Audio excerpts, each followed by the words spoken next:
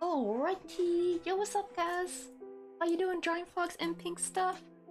So today we're actually gonna do a little bit of bigger crochet, actually. Cause I have a little baby hat I need to work on for my niece, because the original one I made was this like cute like little baby bunny hat, but I made it a bit too big. I have good reason why though, because back last year we made a little brown bear hat with a sunflower for my my husband's co-worker's newborn son. And the hat, I made it like 3 to 6 months, just in case, right? Because like, you know, usually it's kind of tricky, I think, when you make like a newborn hat. You never know if it's gonna fit them or not. If you make it like 3 to 6 months, it's kind of like a safe, like, okay, they will eventually fit it pretty soon. Well, that baby's noggin was a bit too big. Like, they hardly got it on. Though, thankfully, I did find out the water trick worked for them, because I was so glad I made that with acrylic. Because I told them, like, dip that shit in some water, start stretching it, you know, trying to make it big, and it made it big enough where he could wear it for a little bit for some photos.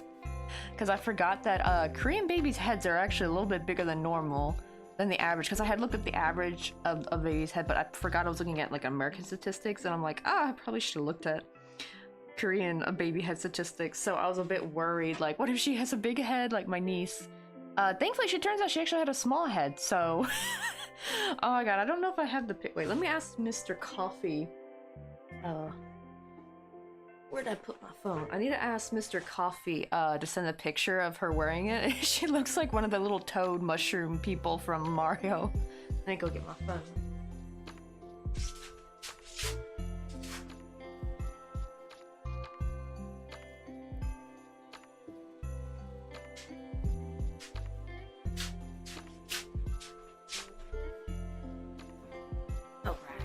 Text him real quick so you guys can see it. It's so funny.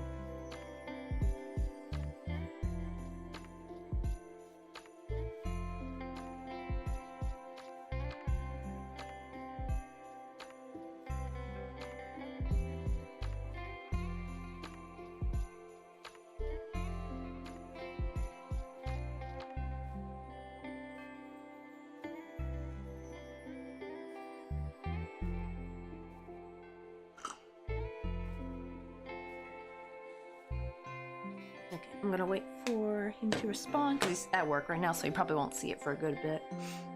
I should have probably sent it earlier during his lunchtime. But what do you call it? I want to try to do this cool thing where you make your crochet look like it's knit by just doing slip stitches. Like that's all you do, and it's so cool. It looked like just like a knit beanie. It does take a while though. I was gonna start this tomorrow, but I'm like, you know what? When I watched the video on how to do this, she said it does take a while to build up since it's just slip stitches, and I'm like, I probably should start today so that way, because this weekend I want to really concentrate on trying to hopefully get myself to film, making like the 10 little gifts we gotta hide when my husband goes off to Austin, Texas. So I really want to grind that out this weekend because he leaves next Saturday. So let's see. I need to make. Probably I don't know how high to start it because basically. Because you gotta work long ways, like, because then you're gonna like turn it around to make it look like the knit look vertical. So let's see. I know like this way it needs to be at least like 38 centimeters. Oh, I think he sent it. Yeah. This is what it looks like on her. Oh my god. Yes, up Blueberry Bean. How you doing? Oh, wait, Blueberry, were you here when I was making this hat a while back? This was also sometime last year. We were making like the bunny hat that had the daffodil on it. You can hardly see the daffodil. This is for my niece. It was way too big, so she looks like a mushroom person from like Mario. Oh my god, like the yellow. Oh yeah, and she's wearing yellow, so she's like the little yellow toad. Oh my god. But yeah, so that's gonna be more. It's got bunny ears, but you can't see it.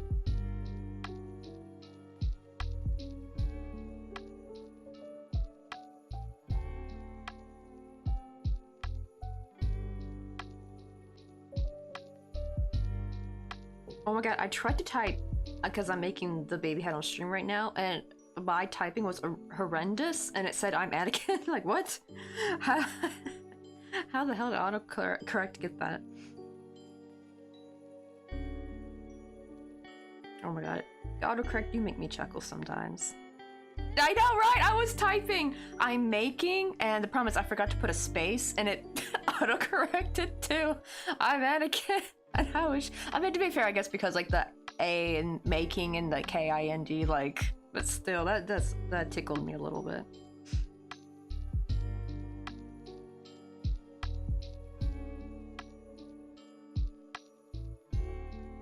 Right. So I don't know. Let me see if I can find. Like, how high should I make the hat? Because we are gonna fold it. I'll show you the inspiration, what we're trying to go for. Where's my screenshots? We're trying to go for like something like this. So these are like more, I guess, minimalist bunny hats, which I'm not gonna lie, my first thought when my husband sent to me, I was like, oh no, she's not gonna be a sad beige mom, is she? I don't know, I mean, they're still cute though. But yeah, this is like definitely more of a minimalist bunny hat. I'm not quite sure what I'm gonna do for the brown for the ears though, like the inside. I don't really have a brown like that, I don't think. I don't know, because it's like, these are like very muted tones. I think even mine's a bit more on the gray side. This is like the closest yarn I could get, like this kind of gray color. I mean, she didn't want this exactly, but she's just like, oh, can you make something like this? But I gotta figure out how to do the ribbing like this. And I'm wondering if, because I know how you ribbon crochet, like you just go back and forth in the back loops. But I'm wondering if I should just do it every 2 rounds maybe to make like more, like these look like they're more spaced out. So we're gonna try that first, because I guess we gotta make the ribbing first. I know, right, the hello there. Oh, I have the, wait, I have the sound effect. Wait, hold on. Where is it? It should be in here somewhere. There we go. Hello there. Yeah, there we go. I knew I had it.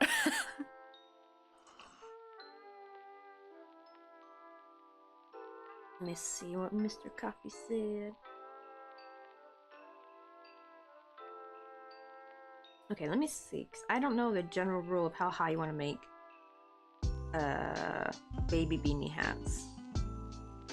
Let me see, baby hat, I guess length. Like, how tall should I make? Like, how tall should I make a baby hat? Maybe I should put that.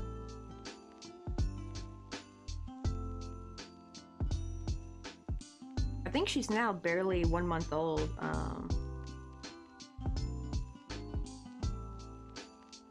Okay, hat height. There we go. Okay.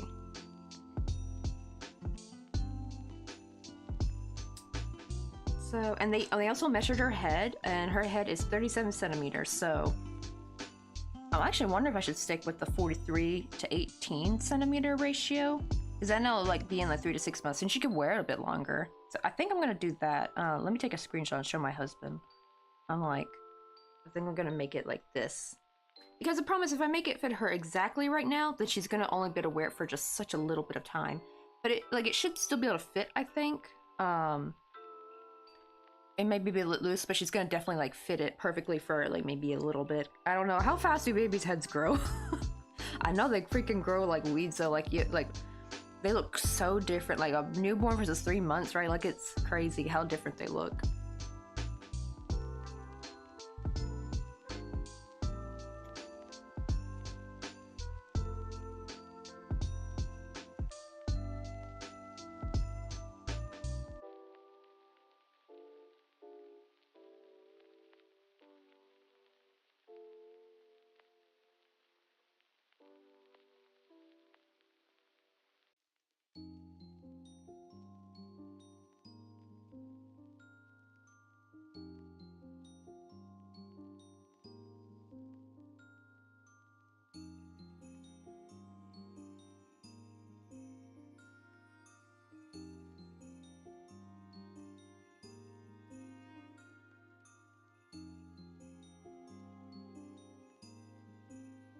Yes, I think if I make it those dimensions, then she could at least wear it till spring. Because probably springtime she will be like almost 6, not quite 6 months, she's probably like 4 months, I think. Yo, what's up, Drawing Fox? You playing some Fortnite? Oh, but I haven't played Fortnite since before Christmas, I think, actually. I missed out on my the Christmas things. I'm so sad. I'm like, I just thought I was getting back into playing Fortnite more often, and I forget the one important thing. And the worst part is I forgot last year.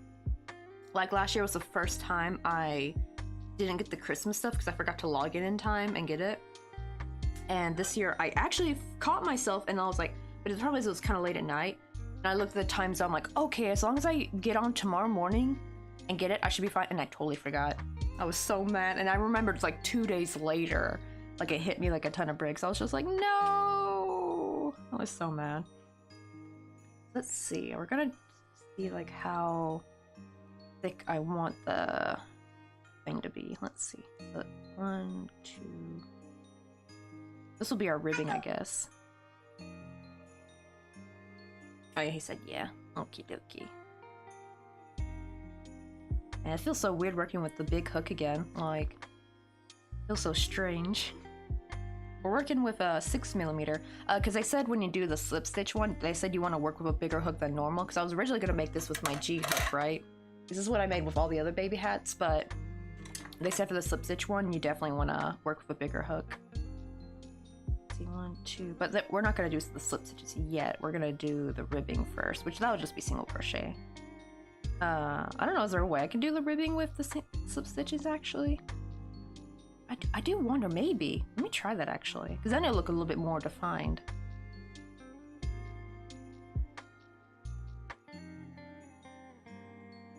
Yeah, let's make it... let me see. Maybe 6 stitches? How many do I got? 1, 2, 3, 4, 5, 6, 7. Okay, that means I'll have 6. I think that's like a good thickness, right, for ribbing for a baby hat. Okay, now let's do slip stitches.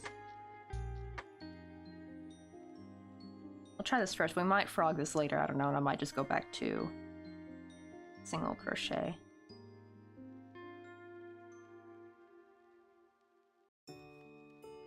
Oh, wait, hold on. It does have to be single crochet, actually, because I forgot, like, you kind of only have to work in either the front or the back loop, so that won't really get you that ribbed look like you can if you did a single crochet. Because I want to, like, make them look more spaced apart, the ribbing, so...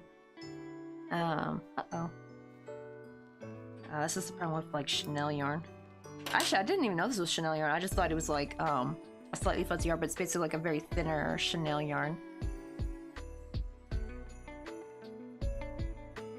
Let's see. So it still has that problem where you kind of get like that bit of gap right there. Oh, I hate that. Oh, I saw Big Twist made one, and I wonder if that's good. A lot of people said they liked it. That it didn't really shed as much. Yo, what's up, Hypo Danger Noodle? We're actually working with a bigger hook today. Because we're trying to make a baby hat for my niece. Hey, you want to see what the original one looked like? We made her a baby hat that was like this bunny hat back in, I don't know when I made it. It was before she was born though. She was only born like late November. And I had made it a bit bigger because earlier last year I made a brown baby bear hat with a sunflower for my husband's coworker's newborn. And I forgot how big Korean babies' heads can be because this baby was a newborn. And I made this hat as like a 3-6 month size just to be on the safe side. It didn't fit his noggin. Like they could barely get it on. Like they kind of got it on, but it left like a ring around his head, like this deep red ring, so they took it off. And I'm like, this baby a newborn, what the heck? I forgot how much bigger their heads are. And so I made her head a lot bigger just in case, like for her to maybe be able to wear as like maybe a 1-year-old. And she actually ended up having a small head, and look how it dwarfs her. She looked like a little toad from Mario. It's so cute. Yeah, he calls her the mushroom niece. They should frame this, honestly. Like whenever she plays, like she's probably gonna like play Mario Kart when she's older, and like they should be like, hey, did you know you like cosplayed as a toad once? Or something. That'd be kind of cute. Wait, also we gotta give Hypo Danger a shout out too because they also stream. I'm trying to remember when people who come in who also stream, to give them a shout out. Yes. Oh, it's okay. I don't know why. I thought like when I first looked, it looked like it was all in all caps, but then I looked again and it was normal. I'm like, what the heck? What's wrong with my vision?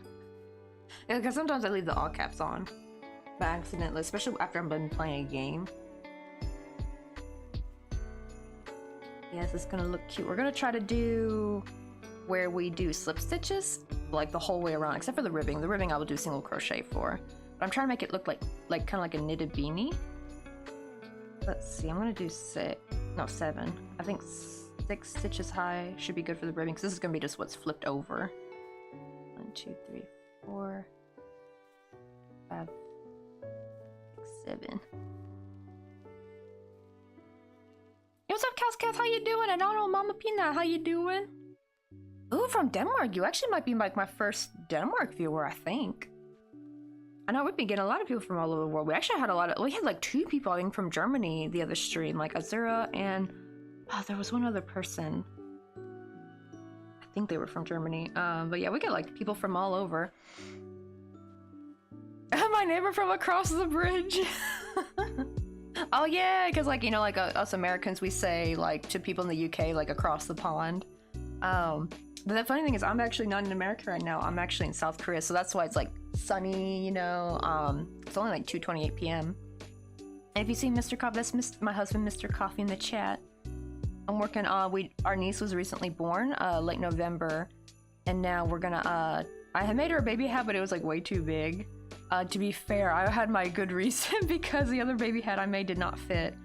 Thankfully they did get the baby hat to fit, because I made it with acrylic. So I told them like, dip that bad boy in some water, stretch it out as much as you can, and let it dry. Like stick it over a bowl if you can, like something in there while it dries. And they finally got to where it could fit him for a little bit, before his head grew up too big.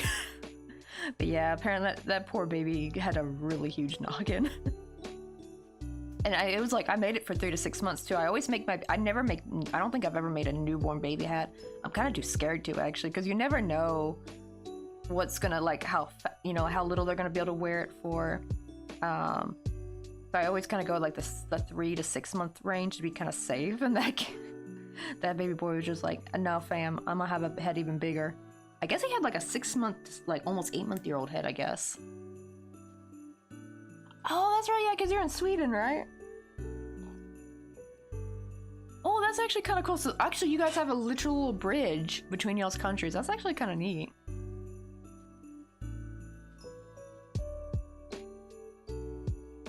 Okay, let's see. So I think for the first time I'm just gonna work through both loops because I want these like ribs to be a little bit spaced out. So I'm gonna go through the back loops every 2 rounds to kind of make the ribbing like that.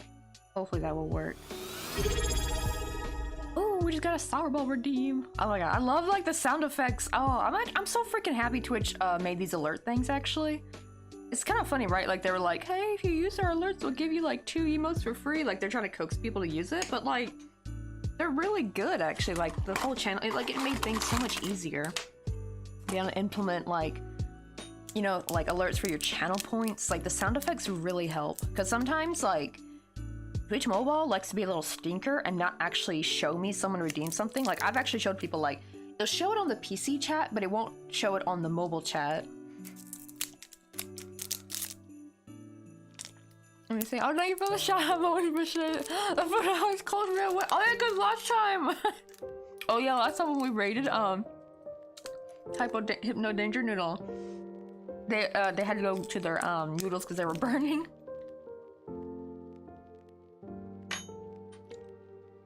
Then again, you don't want your noodles to burn though. But those things are delicious. I could go for some spaghetti, honestly.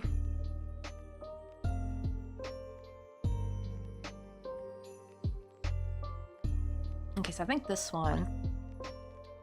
Oh, this one's actually not too sour. I don't know, we've had some from this box that taste up straight up like Warheads. Usually this is more of a sour Skittles kind of sour. But this one is definitely tasting more like sour Skittles.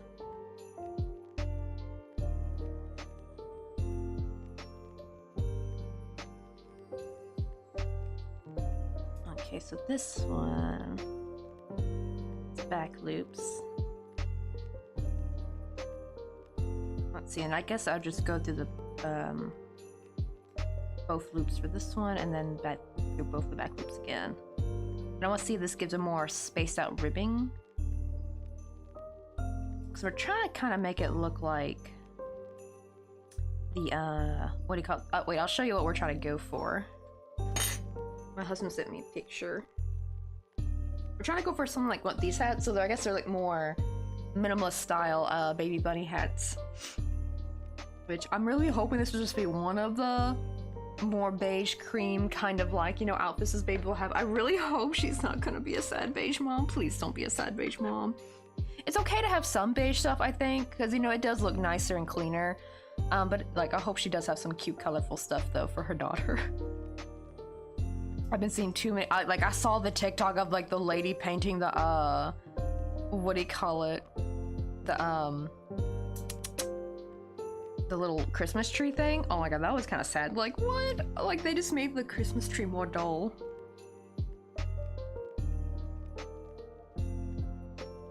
Oh, so you live 30 minutes away from the bridge. Oh, but you also can take a ferry at, Elsinore? Elsinore, is that how you say it? I have no idea. Okay, let's see. I feel like it's not dramatic enough, though, like... Because I feel like these are, like, more... Like, really, you could really see the ribbing on this, right? Like, it's much more defined. I don't know, should I go through the back bump, maybe? Let's try that. Let me try... Okay, let me unfrog this a little bit, and we'll go through both the back loop and the back bump. Kind of like... Because I've done that before with amigurumi, though it's kind of a pain in the ass, though. But I'm hoping, since this is bigger crochet, hopefully it'll be a little bit easier. You kind of go through this back loop, and then there's like a back bump here you can go through. See if that makes it a little bit more dramatic. Like more, I guess maybe more defined is probably better than the word dramatic. I gotta like physically like look for this back bump though.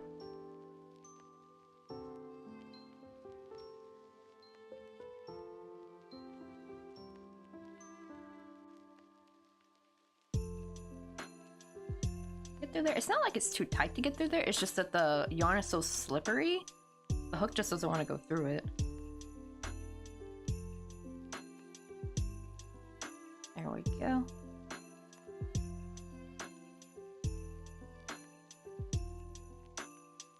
But I'm hoping this will make it look a little bit more like it's been pushed to the back more.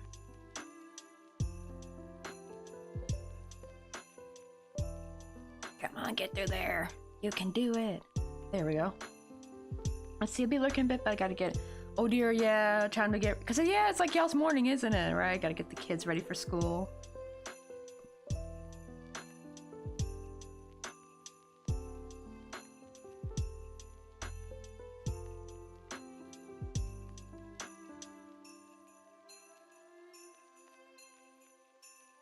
Oh, yeah. Gotta make sure to... There we go. Slip stitch. Not slip stitch, I mean chain one. And this one will just be back through both loops. I'm thinking like every 2 rounds. That way, like, one set will look like it's been pushed more backwards and one will look more pushed more forward. Probably the other way would have done like maybe to put like a post stitch or something. But I done forgot how to do those. Like, I'd have to like watch a tutorial if I was gonna do that. Let's see, does that look more? It does look a little bit more defined, I think, though. So I think that's gonna work. So I guess we'll just keep going through. Yeah, it's always kind of hard at the beginning and end to go to that back bump, but like the middle ones were kind of pretty okay to go through.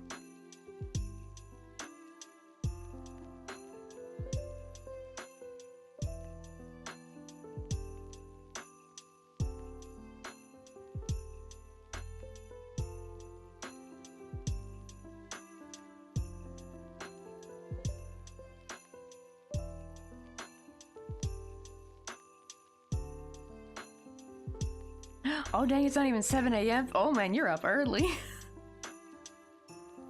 Oh, and I'm guessing it must be dark too. Like probably the sun's not even up. Cause it's winter time, so it's probably like dark as heck. That's the one thing I really don't like about winter is I don't really mind it so much it getting darker earlier, but I hate that it's so dark early as well, because like one cool thing I actually learned about here in Korea is like it just kind of took me a couple years to notice actually, is that I realized like I can wake up at like 4 or maybe like 4:40 to 5, and it kind of looks like 6 o'clock versus America, because it's never been like, that's only during the summer though. And I totally forgot, because like right where it's the east, it's like where the sun rises, so that makes sense that we get like a earlier sunrise, because like I've never experienced it being this bright at like 5:30 in the morning or 5. Like around like 5:45 it straight up looks like 7:30, like it would in America. Like that's how bright it gets. I'm like, that's probably why everyone has like such an early start, because it's like it just is so much brighter here. Well, not in the winter though, just only the summer. So that's one thing I'm looking forward to.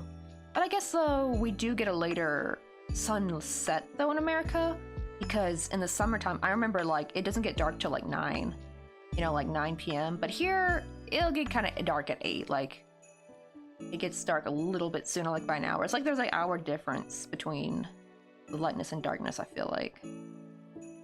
Let's see how this is looking.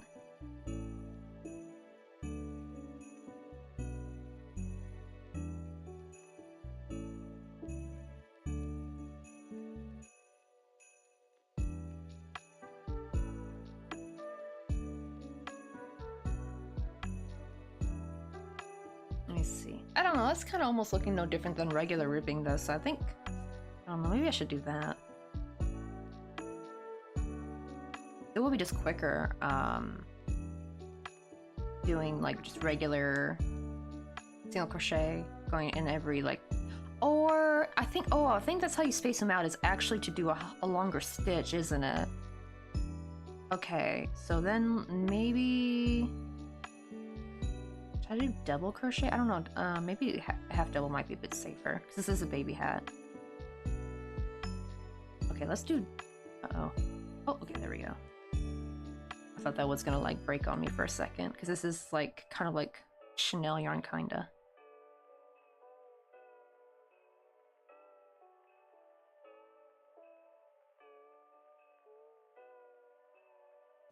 I hate how like I can't get the chain tighter though. It's like real annoying, because it's like it's kind of weird. It's more like the yarn kind of yarn thing. There we go. So I feel like if I'm gonna pull too tight, it's gonna be not good.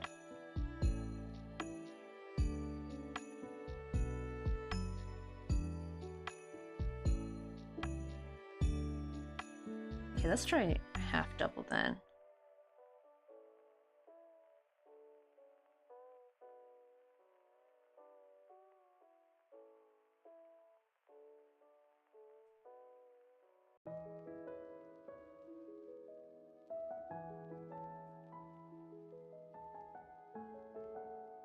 Oh, it's pitch black here and snow everywhere. But I actually like these types more, just unmelt them with calm.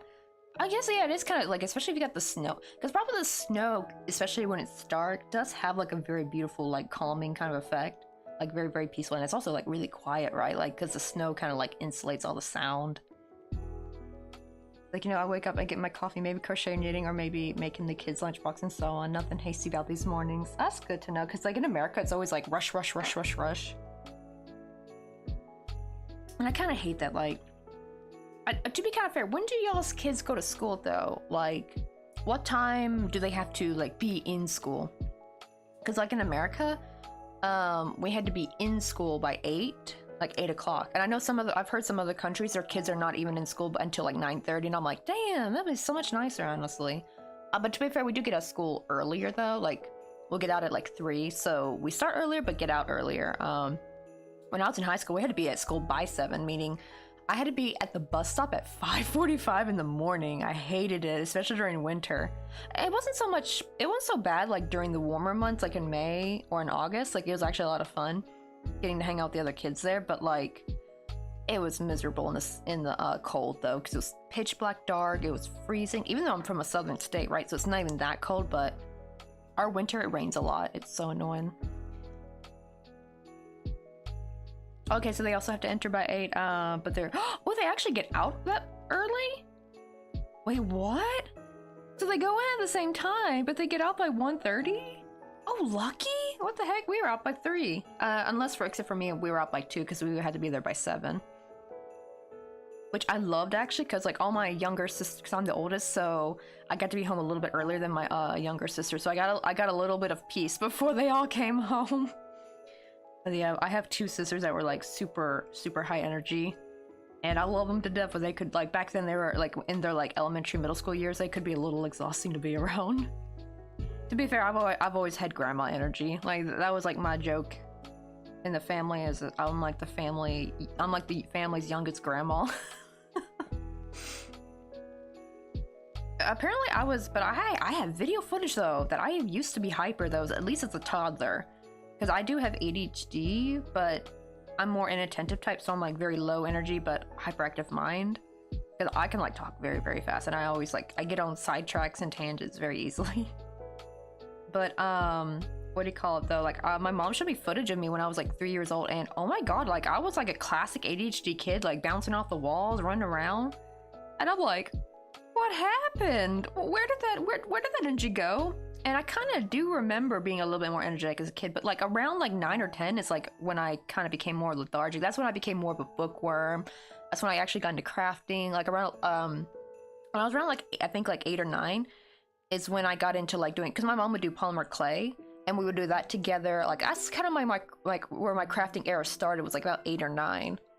And then like 11 is when I learned crochet. I know, right? Be like, I'm inattentive to myself, don't get us started. Exactly right. Like, we're just like, everyone thinks like, well, you don't look like you have ADHD. Like, literally our brains are browsers with too many tabs open. But our brains are also like computers that run on 1 gigabyte of RAM. But like, actually, I was kind of worried because lately I've been having some bad memory problems.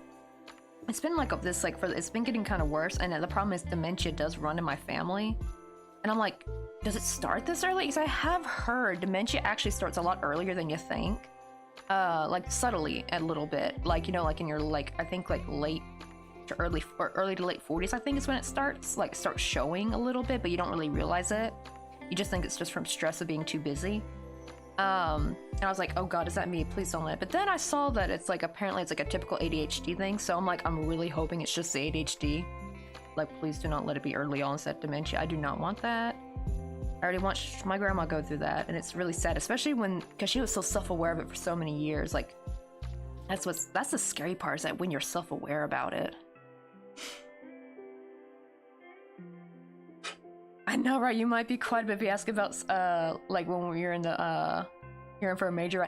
Exactly. Right? Like, I was always the quiet one in school until you got me talking. And then someone's like, oh wow, I didn't realize you talked this much. And I'm like, yeah, because kind of like I don't really feel like talking with people who have no interest in talking with me. You know what I mean? Like, I only want to talk with somebody that I actually like. So I should tell. I didn't know back then it was an ADHD thing. I thought it was just how I was. But now back then, I wish I could have told those people, yo, if I'm doing this to you, that means you're like one of my favorite people. So take it as a compliment. Right? We kind of like reserve our energy for like people, you know, right? Because like I don't want to waste my breath chatting to people I don't really know, or I know they don't really care that much about me, you know what I mean?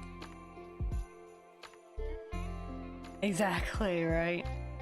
Not to mention, I was always also another reason why I was quiet is because I was always daydreaming. I still don't know how I got good grades in school, because when I look back, I kind of daydreamed through most of my classes.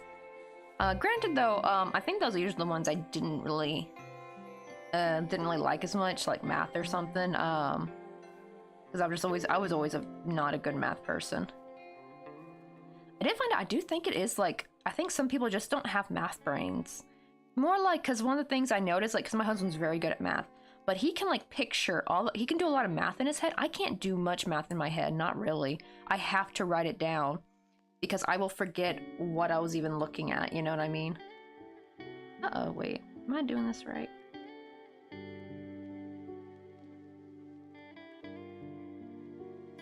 Oh, wait, I think maybe I'm supposed to go through the back loops and then the front loops one side? Oh, hold on. Okay, well, that was our first back loop one. Okay, 1, 2, 3, 4. Oh, did I add one by accident? Oh, I did. I accidentally added a stitch by accident. Whoopsie. It's a good thing I frogged, actually. I was thinking it looked kind of weird, so I guess we go through the front loops here. I don't know, maybe I should watch a quick video on how to rib. I thought it was just, you always kept going to the back loops back and forth, but I'm like, oh, that wasn't quite looking how I remember seeing it. So let's see. Maybe we just alternate back and front loops.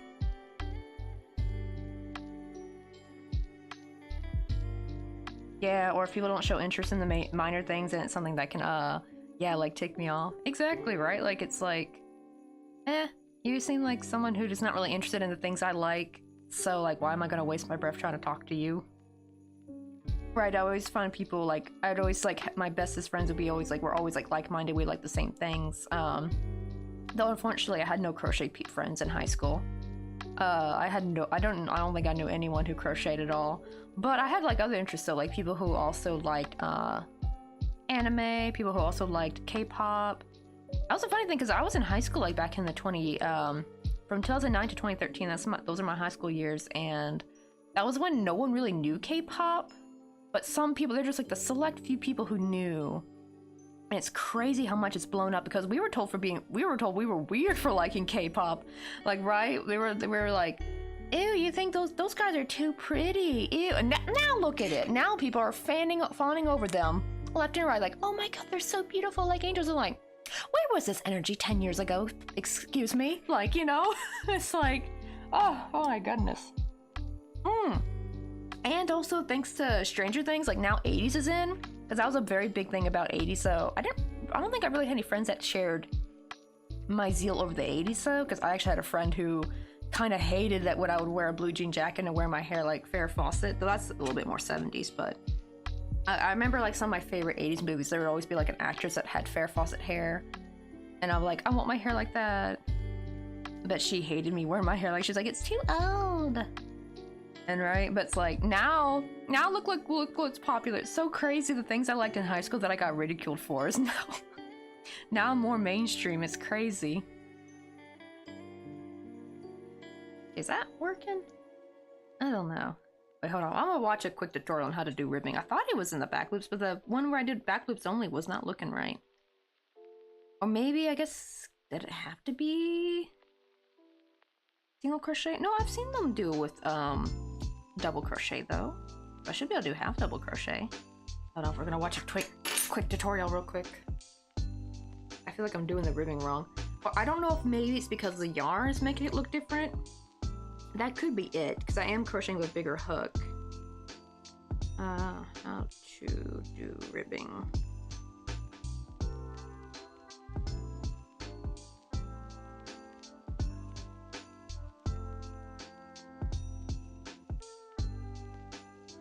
That's actually what I like about these YouTube shorts. It's like now I don't have to like find a whole video. I can just find a simple. Oh, they're doing slip stitches. Wait.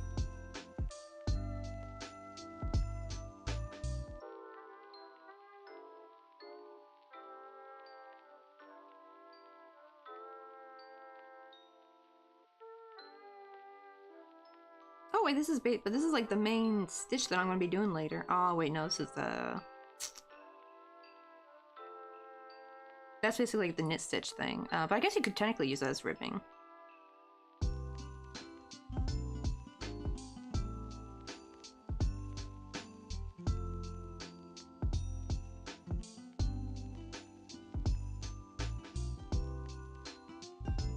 Okay, so there's your rope single crochet.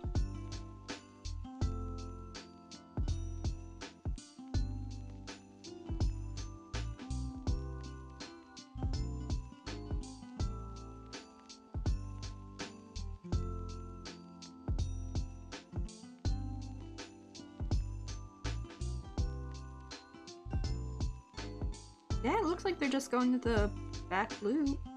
And then I guess maybe I have to do like, maybe because the way the yarn is, the half double crochet makes it too loose, so it's not as defined. So I guess I'll have to stick with single crochet. Oh my god, how many times have I frogged this?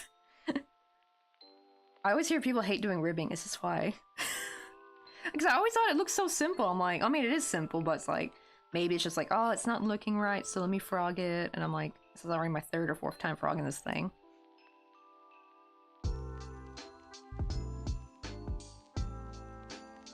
3, 4, 5, 6, and 7. Okay, we'll just do regular schmegular single crochet. Maybe that would look a little bit more like ribbing. So I want it to like really have like that 3D kind of like the way it bends, right? Like it just wasn't looking like that. But that could just because this yarn maybe, and that I'm also crocheting with a bigger hook. Oh wait, maybe. Should I do this in the smaller hook? I don't know. Would that mess it up? Because the only reason why I'm using this bigger hook is really more for the knit stitch part. But I didn't know if doing the ribbing part in a smaller hook would mess up how the hat would look, or make it maybe too tight.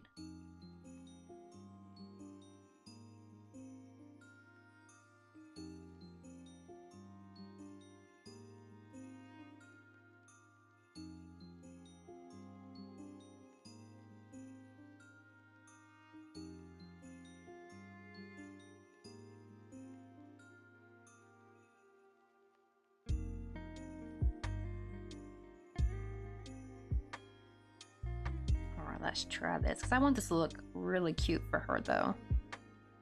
And I don't know if they plan on having any more children, but if it's like hopefully super good quality, like I'm hoping, or like you know, like where it's not gonna like fall apart, I'm hoping like maybe they could use this if they have another baby one of these days.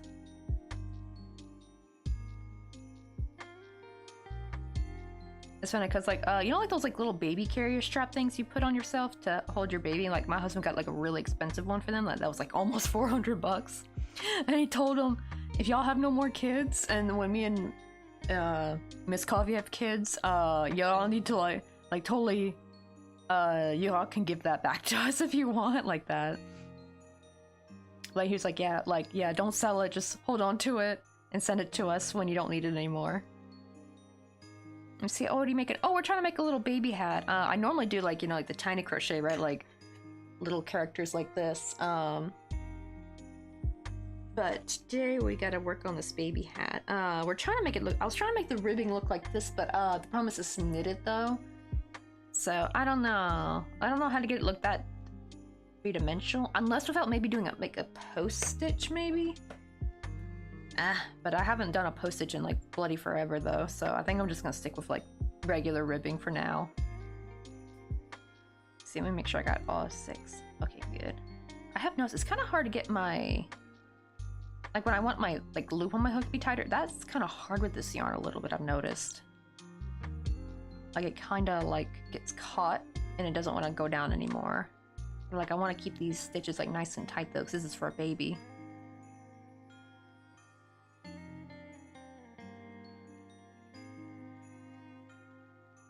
But it could also be because like this yarn is kind of like, it's like Chanel, right? So it's not really gonna capture the what do you call it as much?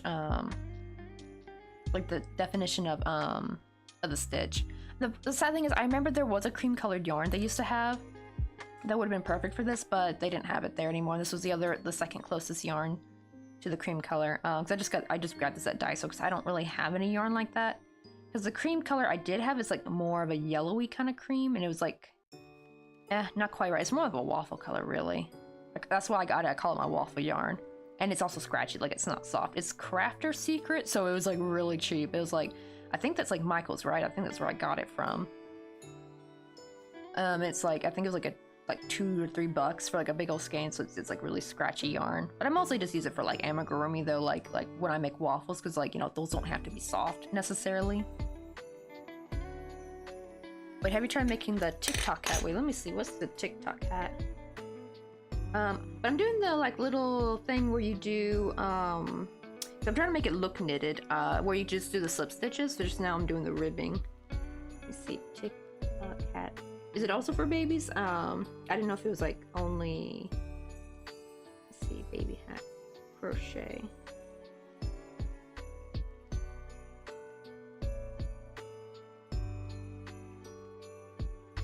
It's like the last hat I made was in the round, but I think this time she wants more like of a beanie kind of hat.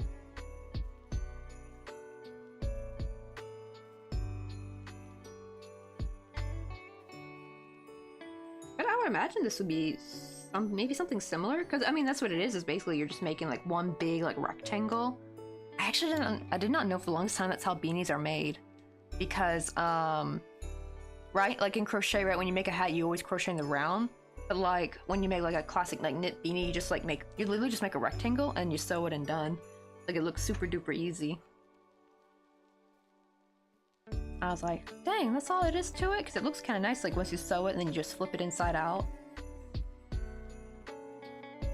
But my problem I always have is not really with the, like, cause I'm not really following a pattern, I'm just kind of freehanding it. But like I was like, why is this not, cause I'm like doing classic ribbing, like why is it not looking like how I want it to? And I think it's cause the yarn. Cause this yarn is kind of soft, cause I know certain yarns, like the way they are, they're really good at like defining a stitch. Like that's what people love about cotton yarn, right? Because cotton yarn, you can really see the stitch, like they look very solid and nice, but fuzzy yarn kind of like, the stitch kind of like disappears a little bit, you know, right? You don't see it very clearly. I think that was it. I think it was like, yeah, I wasn't making it look as defined like I wanted to. Oh yeah, I have links open. Yeah, you can post away. I think I have TikTok on this phone, because I have 2 different phones right now. Or wait, let me open the chat real quick in here. Oh shoot, where's Twitch? Do I not have Twitch on here? Oh shoot, I forgot I deleted it. Oh, I gotta reinstall it.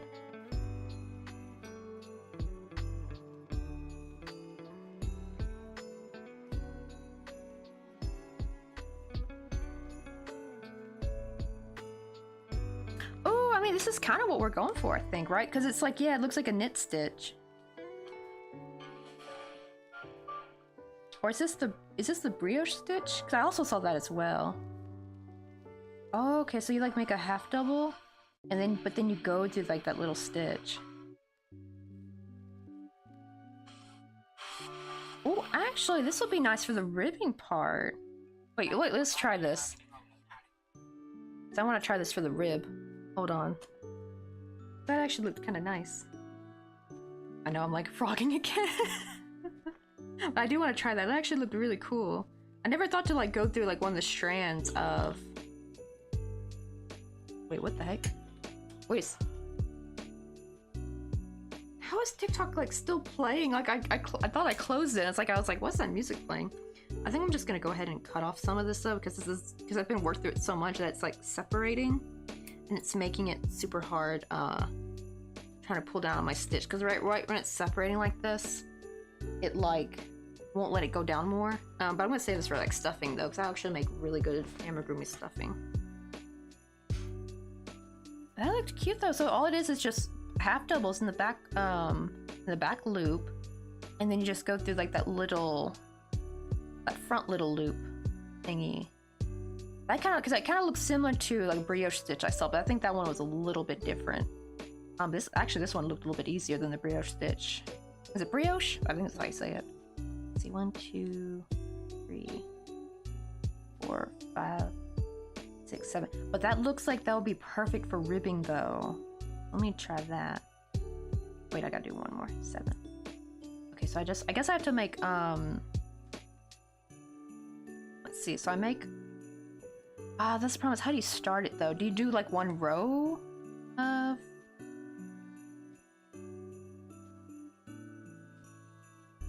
wait, hold on. Let me watch it again. Because this problem is they were like already in the middle of their project, so I didn't know if you do like one row of just plain half double. And watch that again.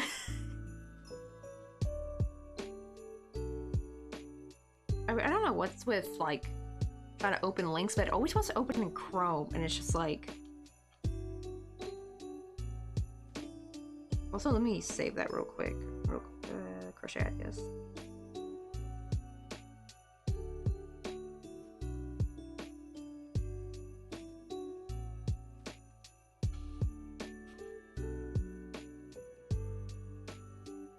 Oh, wait, they never yarned over, like when you do like a classic half double.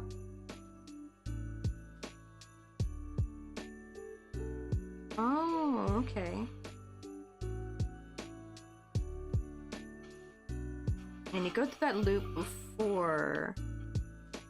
I'm gonna guess though you probably are gonna have to do like at least one row of just regular half double though for that loop to go through, I think. But it also looks like you go through it right after you finish the stitch though, so wait, never mind. Let me watch one more time.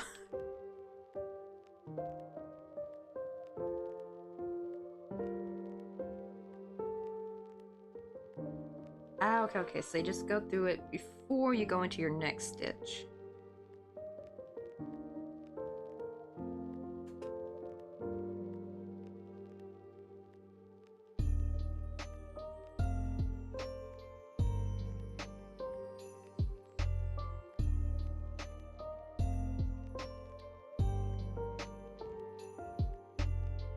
Oh, okay, so you don't do that for every round. So one row will be with singular stitches. Okay, so I guess would it be just regular half double crochet for like one side?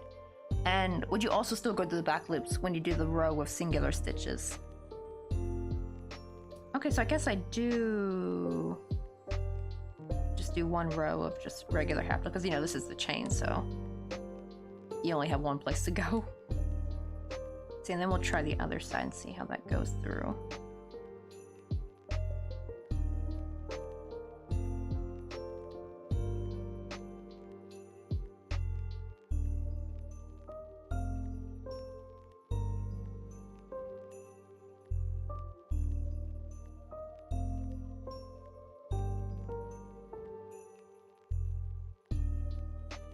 Shoot.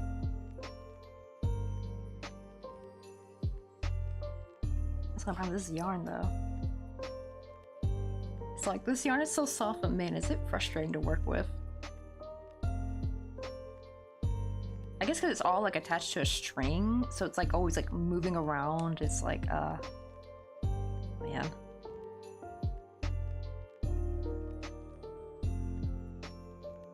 Okay, so that's one row of just like some regular single stitches. So I guess this is where, I guess the first one will have to be just a regular old half double. Then, let's see, we go through that, come on, there we go. And go through.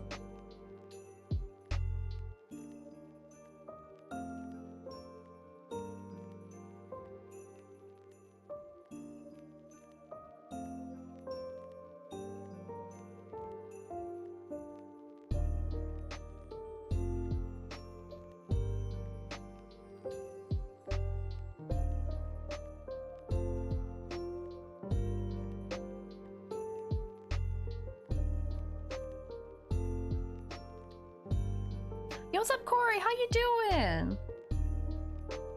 We're actually working with some bigger crochet today. I'm working on a baby hat. We're actually trying like this new little stitch with just like that Mama Pina showed us from TikTok.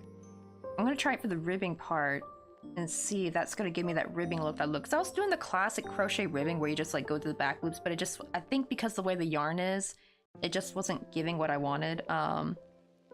We're gonna see if this is gonna look more defined. I don't know. Did I mess this one up? This one looked different.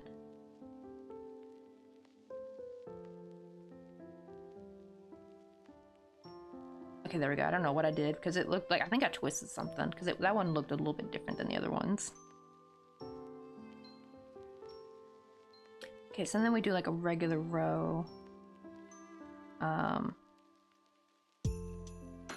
guess let me try going through back both loops because I did want the like little things kind of spread out anyway. I didn't really want the ribbing to be too close. So actually, let's just go through both and see how this works.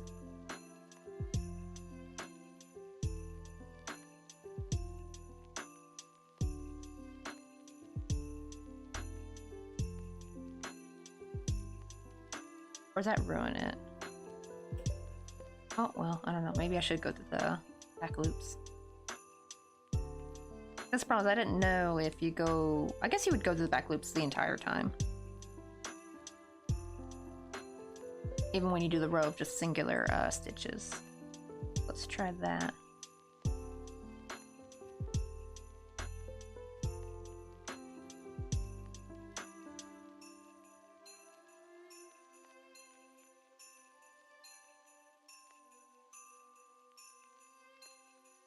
I just realized it says, yeah, it's kind of like, or should I have done single crochet maybe?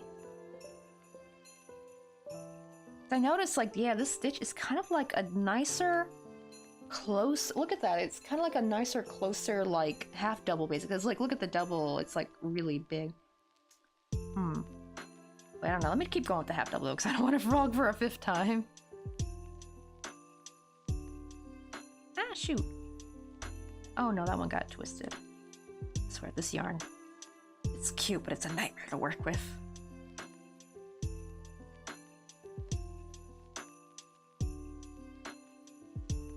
Actually, the half double probably will give it a nice bit of spacing though that I like. I think if I did single crochet, it would be a little bit too... And then yeah, this like stitch wouldn't like pop out as much though if I did single crochet, so it's probably better to stick with the half double.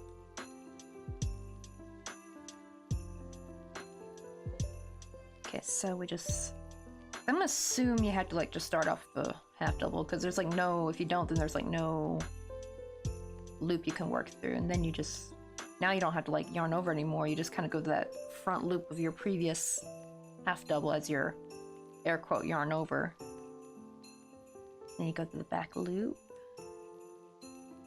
I do see why they like make you do the single stitches behind, because that way then all this stitch is like facing the same way each time. Let me get off some more yarn. Uh-oh. My little doodads are... I know, I probably technically should have cleared the desk, but I love having my little stuff out though. Like, even though I know it's not Christmas anymore, but I still love like the good like little, you know, Christmas cheer kind of thing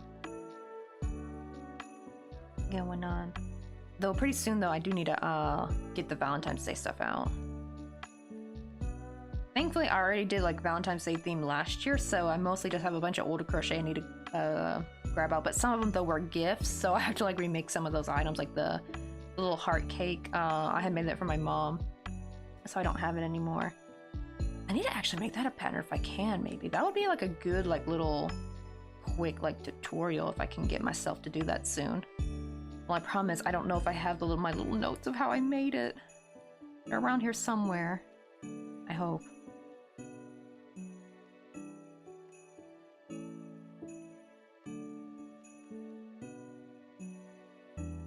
There we go. That's looking cute though. This stitch looks kind of weird though.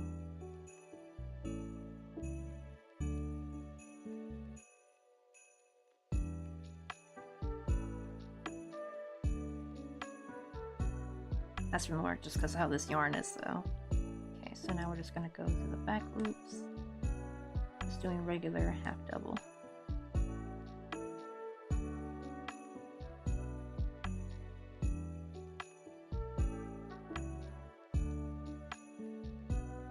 What? Why is it not wanting to go to this back loop? What the heck? Maybe I crocheted this round too tight?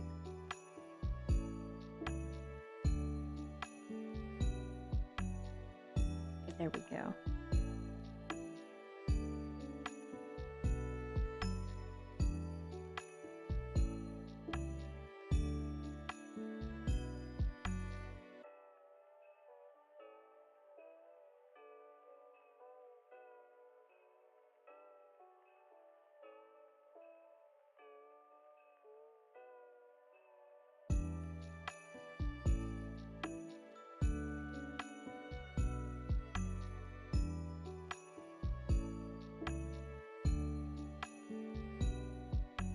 Actually, I did say, like, see that I'm starting to look a little bit more ribbed doing this. Because yeah, just like the regular and the going through the back loops just wasn't cutting it with this yarn. It just wasn't like looking as defined. Okay.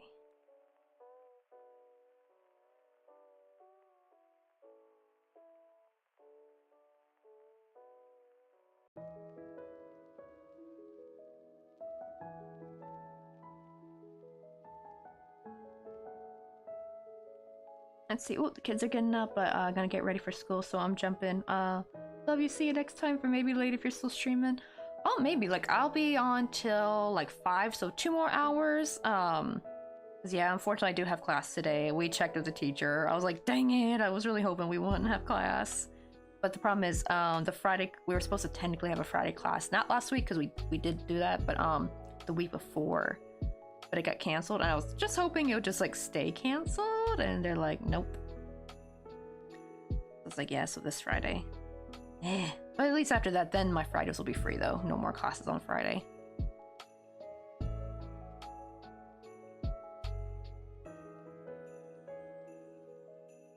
But it's just so bizarre though, right? Like, I've never heard of like a school making you make up class days when there was a holiday. Like, that just makes no sense. What I don't understand is like, why they just didn't extend the semester by 2 days. That's all they had to do.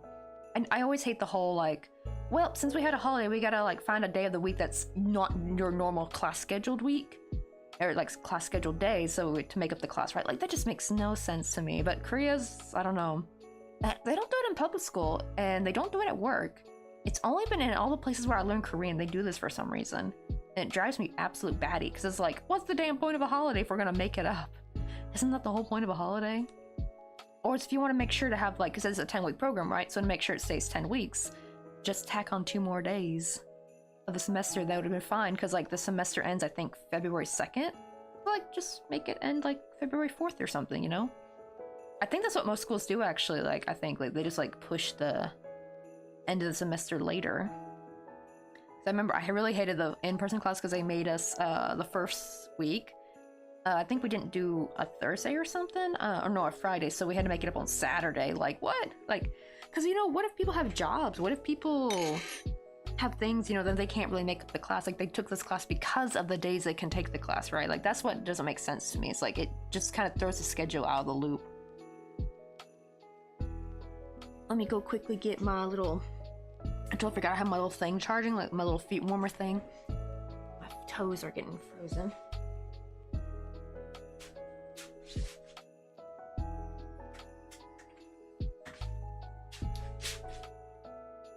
I love this thing though. It's like you just like plug it in. It's like a hot water bottle.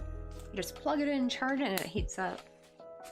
And then you just put it in your like little foot cozy thing. I love it so much. It's like the one thing that's like my feet, well, because usually like I can get all bundled up, but my hands and feet will be just absolutely freezing. It's so early. What's up, You guys want to get some coffee or Stephanie? something? Oh my god, has that really been 4 months though? Oh, thank you for the resub.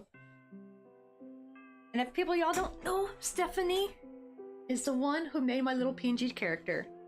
It is super duper cute. Yeah, on my story I put the link to your coffee page, so I hope you get some commissions. My problem is I don't really have that big of a following. I need to find, like, me and another crocheter were just talking about this, how it's like, and what made me feel bad is like this other crocheter, they've actually been on their like social media game, like uploading reels and stories, and like, and me and them have about the same amount of followers, and it's just like, and I'll go and see some like crochet posts from these people, and they'll have like tons of views and likes, and you go to their profile page, and their profile page is cute, but they only have like 10 or 12 posts, and I'm like, what are we doing wrong? And they'll have like thousands of followers, and I'm just like, what secret did they find out? Like, and this, I thought maybe it's just maybe you had to like make the post look super, I guess like aesthetic or something. But this other crocheter I was talking with, like, their posts are really cute. Their photos are nice. They're they actually make some really good crochet memes. And see, oh, you're very welcome, Stephanie. I know, I love the little. I finally got around to uploading the the what do you call it? The little strawberry cat. It's funny because guess what? My husband thought it was a bunny. Like, oh, what's that like little strawberry bunny you uploaded? I'm like, what bunny? He's like, well, because he didn't say strawberry bunny, he just said bunny. I'm like, what bunny? I didn't upload a bunny. And he's like, that little video uploaded this morning. I'm like, you mean the cat? I was like, that's supposed to be a cat.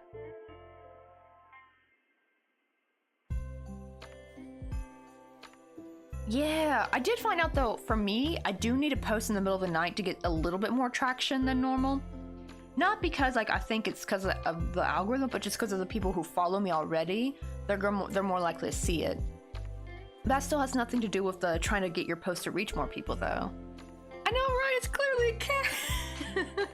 I know, like, what bunny has pointy ears? And because at first, because when he was talking about Bunny, I thought he was talking about his niece, because that's like her nickname is Ganchoki. Ganchoki? Am I saying it right? Ganchoki. It's like hopping around. Because that was her dad's Taemyeong, my brother-in-law. Taemyeong is a dream, a family member related to the baby. Like, if there is someone pregnant in the family, and if someone had, and related to that woman, or related to the baby, basically, like, has a dream of an animal, that's called Taemyeong. Oh yeah, this is for the that same baby, the one. Wait, Stephanie, were you here last year when we made the bunny hat that was like white with the bunny ears and like it had a big yellow daffodil? We made that for her, and I was kind of like not scarred, but like we had made a bunny hat earlier in the year. I mean, I'm not bunny hat. We made a bear hat for one of my husband's coworker. They had a baby, and I had made it like 3 to 6 months, and I wasn't expecting for Korean babies' heads to be that damn big. So like the hat didn't fit for a newborn. This newborn baby had a big old noggin, and the hat barely fit. Like, they got it on, but it had like a deep like red like line around its head, so it was obviously way too tight.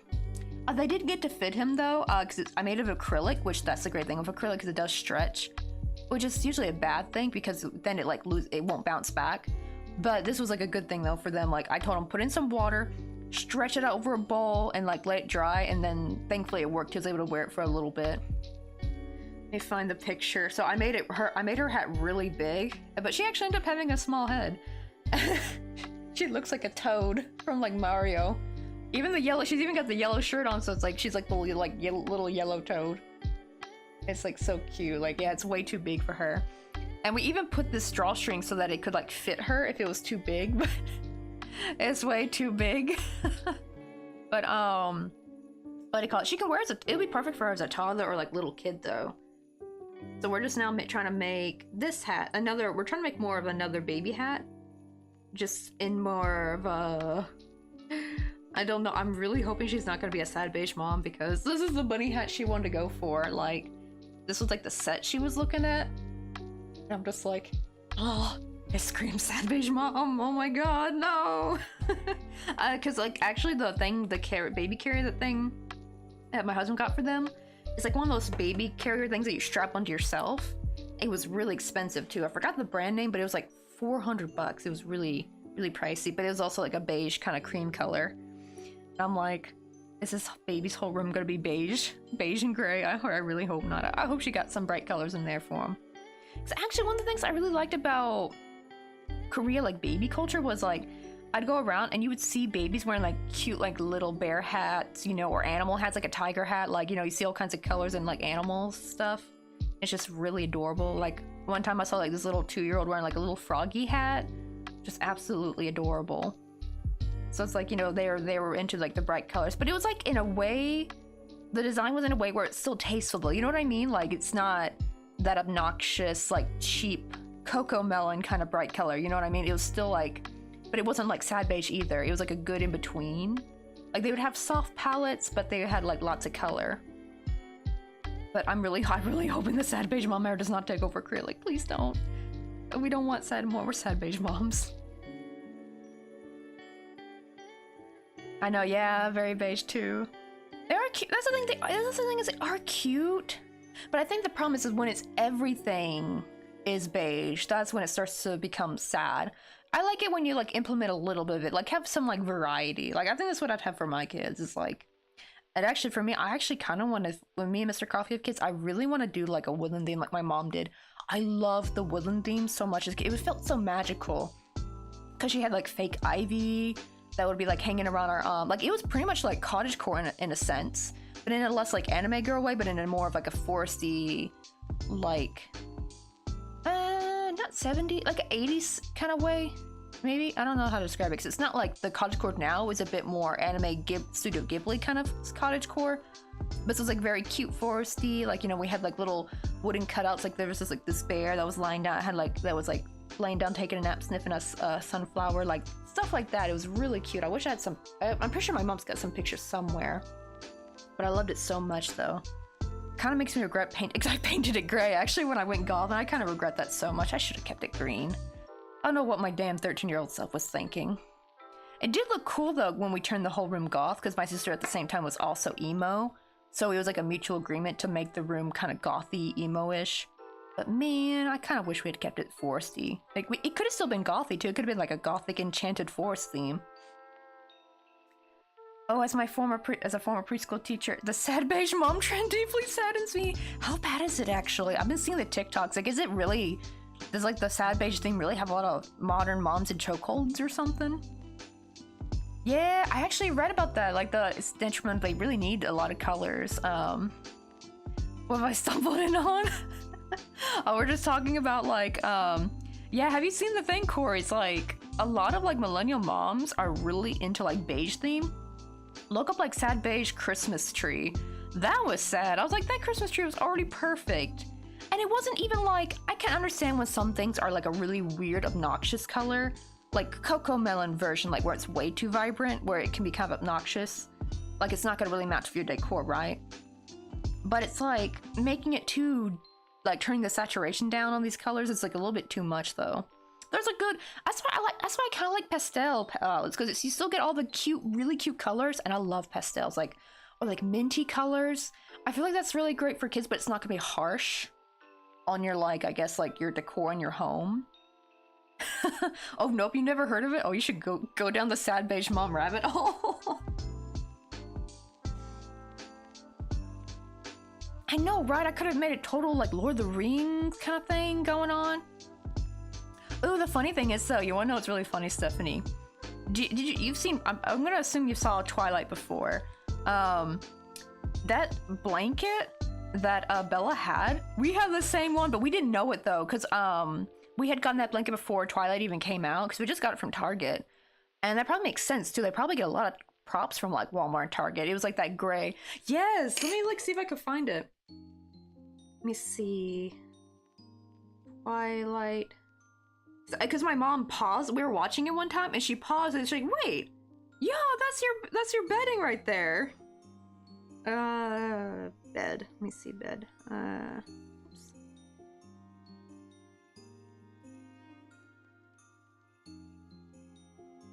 Yeah, oh my god, it is from Target. Yeah, we had this exact one. I wonder if my mom still has it. This one's kind of blurry, though. Oh, it does look like hers was pink. Because, like, the scene we saw, yeah, ours was the gray one. Okay, so I guess she had the pink one, but it's, like, the same exact design. So it had all the leaves everywhere. Which, this even more makes me kind of wish we kept the green walls, actually. Because that would have still been kind of a cool, what do you call it, like, gothiness. I don't know, maybe it would have caught, because it was like a forest green, like a moss kind of green. Actually, our room was actually, not quite this green. It was a little bit more saturated than that. This is a little bit more on the pastel side, but yeah. That was more when I was a kid though. And it was textured too. I forgot what they did with the paint. Like I remember, oh wait, no, that was the bathroom that was textured. Because we also eventually painted, we had like leftover paint of the color, and we also painted the bathroom green. It's kind of more, kind of similar to this color yarn. It was a little bit more yellow. I don't know if I got anything that's like, similar. I got anything in here? Trying to see if I have any yarn that like matches it. Not really. I think that, yeah, that skein I just showed, that's like the closest yarn. But yeah, I think she had the pink one though. But there was like a scene though where it's like nighttime, so it looked gray in the scene from in the movie though, and they were like, what the heck? I actually didn't know they had a pink one though, because that pink one's actually kind of cute.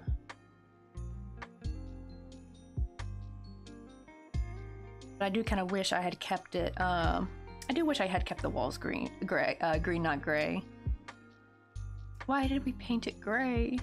I mean, it looked cool though. Actually, originally I wanted to paint the room black, but my mom was like, hell no. Not for the reason because like it would be too, like it would look taggy, but she said like, y'all's room is small, so if you paint it black, it's gonna look even smaller. And she was kind of right too. Like really, you should only save that for rooms that are like really big, where you kind of want to shrink it a little bit and make it not look too big. If that makes sense. But yeah, it's like, she said the gray would look much better. And also, because if you have black furniture, then the black furniture is not gonna pop. And yeah, that did make a lot better sense, but I kind of wish I kept it green. It would look way better. Maybe we could grab some coffee? You wanna go get some coffee with me? Let me see, and also, Sunset Radiance, welcome on in, and what a beautiful username. We also recently had a new user come in that was called like, I'm an effing ray of sunshine. I still love that username, that's a good username. Or actually doing some big crochet for once. I don't normally do the big crochet, but we're trying to work on a baby hat. Cause like, I did make this baby hat for my niece already, but I made it way too big. Because the problem is, I had made a baby hat before, for one of my husband's co-workers, and I did not expect Korean babies' heads to be so big. Because this hat did not fit a newborn, so I was like really scared, and I made this hat really big for my niece, so like because I knew if it was gonna be too big, she would at least fit it eventually. I just didn't know how big I had made it in this one. We even put like a little pull like string on it so that they could tighten it. It was actually way too big. She looks like a toad mushroom character from Mario. Even with the yellow shirt, makes me think she looks like the little yellow toad. So yeah, actually the first hat was also made of Chanel yarn, but this one's a slightly different one. The other one was more velvet, so it had a bit of shine to it. This one's like more matte, like a matte Chanel yarn. I just got it from Daiso because this was like the closest I could find to the gray cream kind of color. Now, right now, we're just trying to do some ribbing. I've actually frogged this ribbing like a couple of times because something about this yarn though was not letting the classic way of ribbing shine through for some reason. So now we're trying like the TikTok hat method, where you do like one row of I'm guessing they did, I don't know if they did half double, but I'm guessing they did. 1 2 3. Oh wait, hold on, do I have an extra stitch? Oopsie, hold on.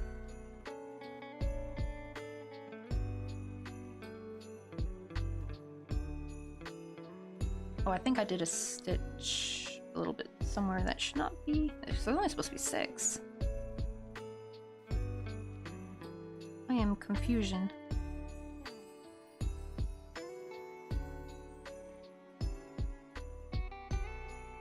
Maybe I worked.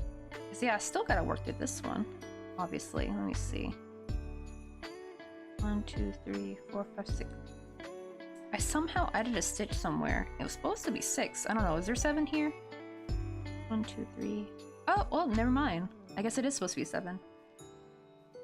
Oh well, we're just gonna roll with it. I frogged this already too much. I don't want to frog it again.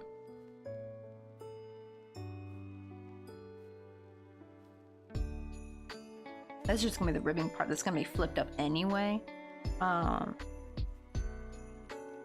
then after this, we're gonna do the crochet knit stitch, where you literally just do a bunch of slip stitches. And you have to like do it long ways, because then you like turn it to the side and then fold it. Yeah, I unfortunately do have class today. I'm kind of pissed about it. So we had to be like, I had to be off at 5. Which sucks because I really wanted to, I'm hoping I'm going to have some energy after the class. To at least like, what do you call it? Do some cleaning. Because I really want to film this weekend. That is the problem, is like when I finally like write, like after streaming and after class, like I have like no energy to clean. At least the cleaning I want to do, like I want to do some organization cleaning. That takes a lot of brain power. Like my room needs a big reset. Like, oh, I gotta show you guys the new stuff I got today. That's gonna be for my future.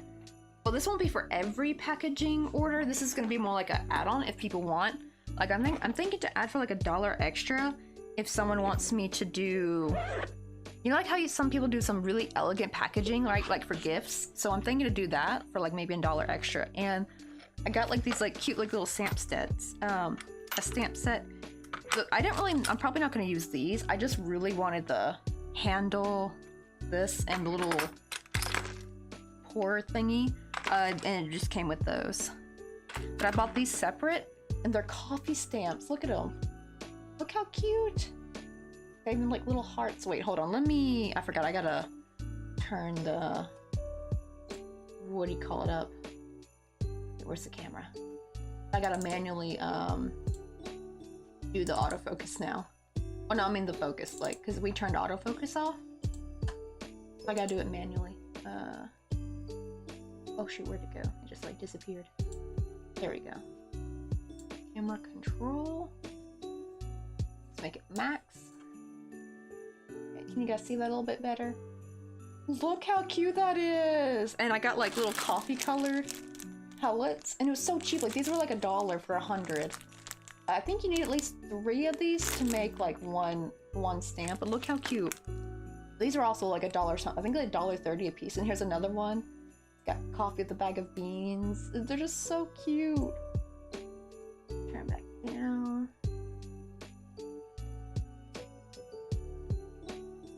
Oh, did I not grab the little thing? Uh-oh. No, come on, mouse. Don't be stubborn. Come on now. Thank you. Let me get it back down to 35. Yeah, 35, 36 is good. I'm gonna keep that open whenever I want to mess with it. Yeah, wait, let me show you the packaging that I saw, and I was like, I want to do this, and it's so cute. I'm thinking to do is, because I have a lot of twine. I have so much twine, and I never know what to do with it, right? Because, yeah, you can just, like, tie it around the box, but when it's just by itself, it looks like it's missing something. And I noticed a lot of people, they'll, like, put, like, the little flowers or, like, leaves.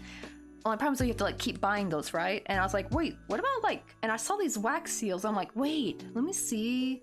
Let's see, wax seal packaging.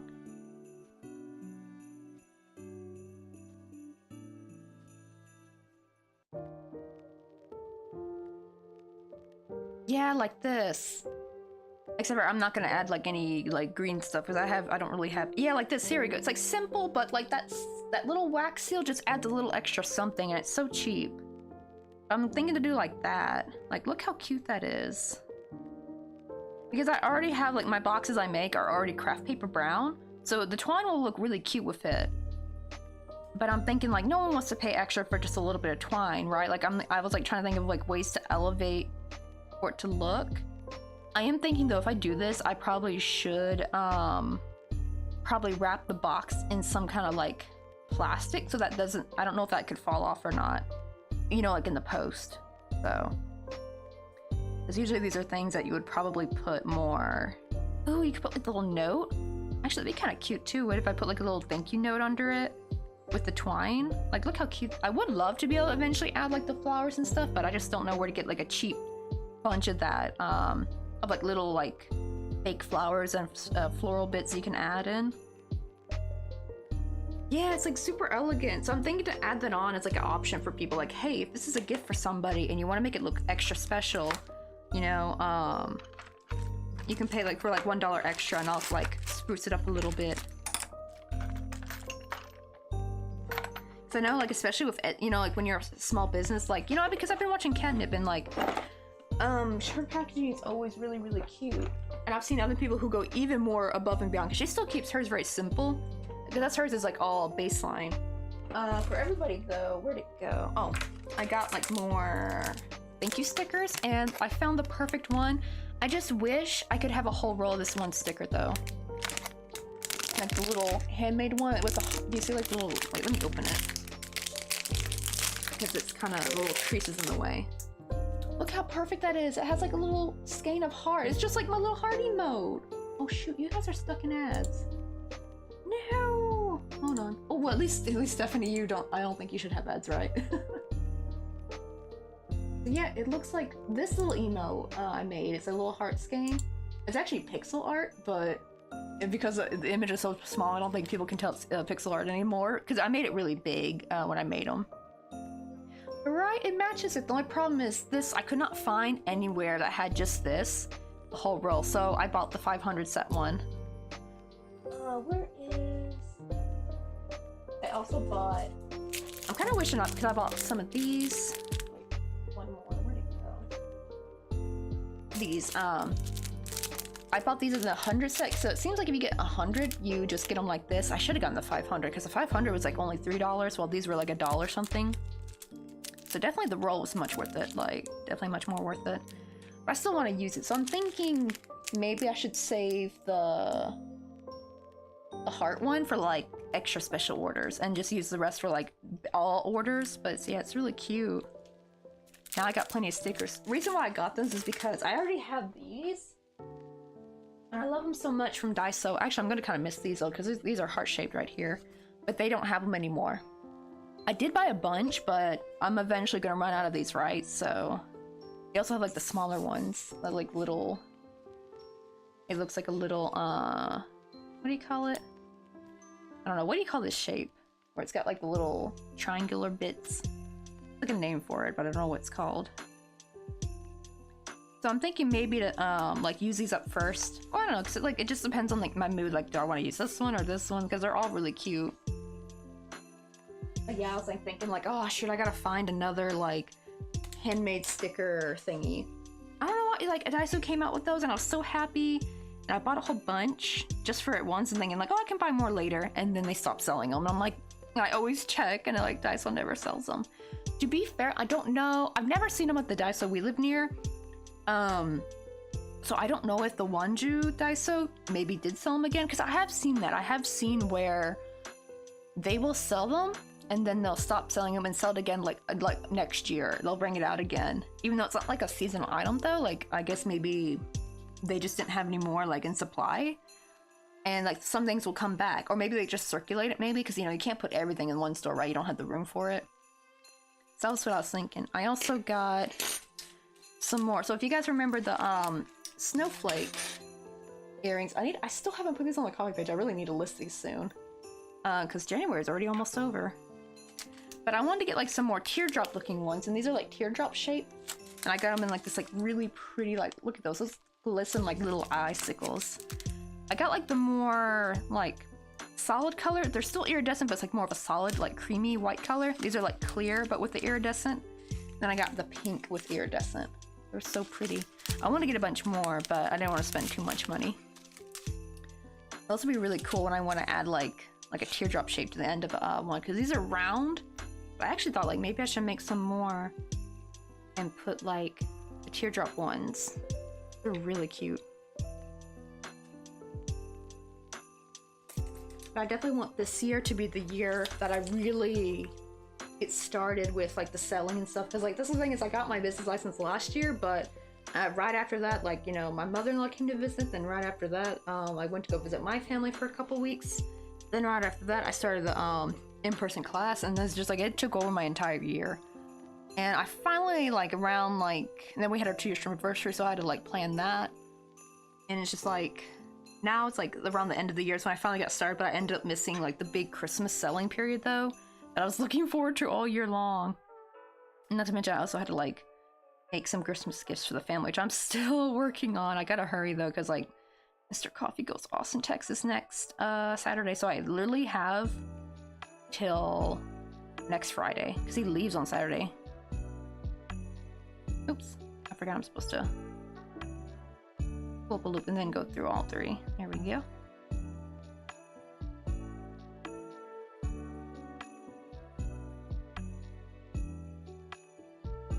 Wait, where's your question at? Oh no, I did. I told you I did have class today. Yeah, the, what do you call— oh wait, did ads come in right after you answered? I did see ads just played. But yeah, I was talking— that was actually one of the things I was talking about. Was like, yeah, I have a class today, which sucks because I want to really film this weekend. That's why I went on the whole tangent about like showing the stuff I got. Because like, I really want to get— my thing needs a big reset in my crafting area. Because I have new stuff that I've bought, and also things I've gotten over the year that don't have a place, so they've just been kind of sitting on like a little table. So I need to do like a big reset where I take everything out of the drawers, organize it by whatever, like things for like earrings, you know, things for like, you know, pins, or like just jewelry in general need to go all in one place, you know, and then like packing things need to go in one place because I also have some stamps that I need to put with. I'm actually thinking, since the box for the wax seals were pretty nice and spacious, I'm actually thinking to put my stamps in there. So I also have some coffee ink stamps that I use on my like little packaging. But like stuff like that, so I just need to do a big clean. I wanted to do that, but I have class today, and I'm gonna be so tired afterward though. And I'm also hoping she does not give homework. And I also hope, because we did our presentations yesterday. Thank goodness mine went well. I thankfully didn't really fumble too much over my words. I did fumble over like, oh shoot, I don't forget what the word is. It's like for building muscle. Yunoku? I don't know. What is that the right word? I gotta look at my notes. Hold on.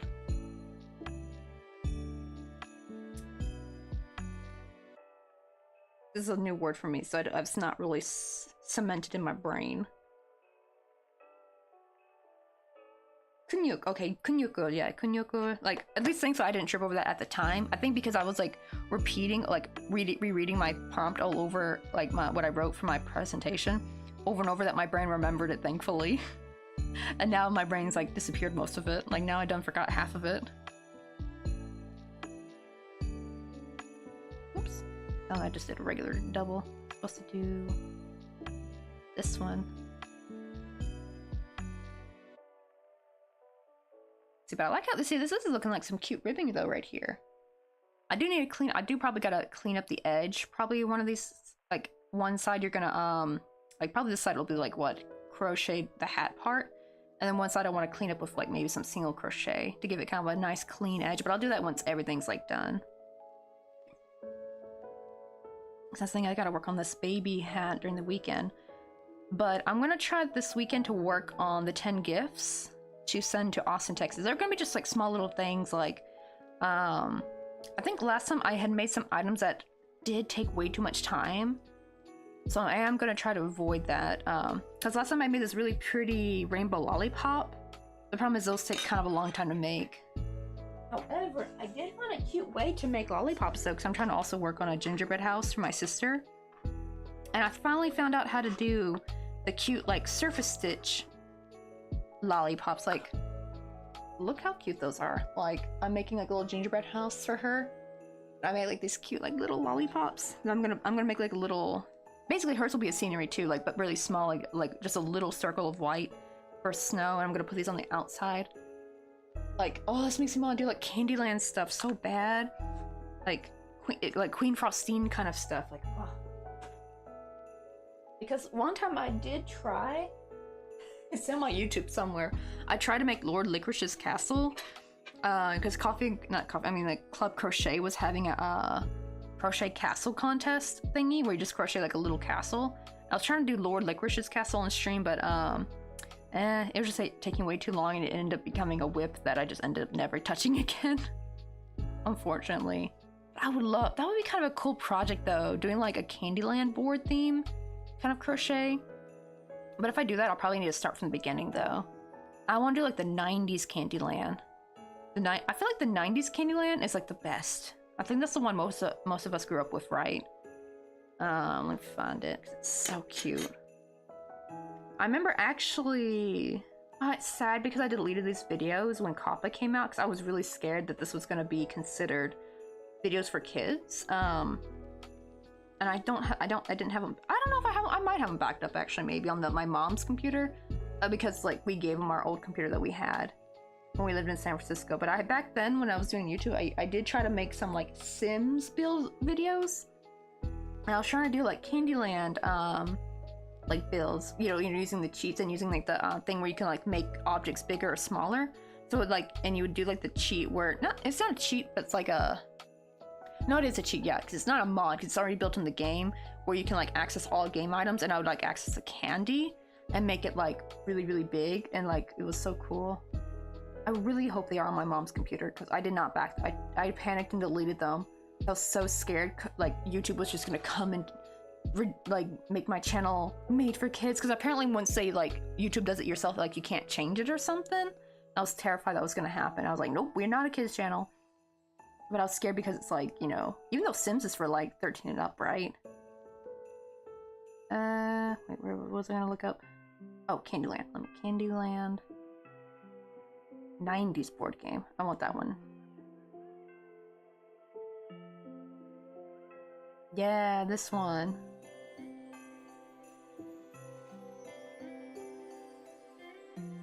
Yeah, this was my favorite one. Oh my goodness. Like, I love the illustration. I feel like this one had the best illustrations. It was just perfect though. Like little Queen Frostine, like, oh my gosh, she was my favorite as a kid. Like, oh, how cute would this be to like make these like little characters.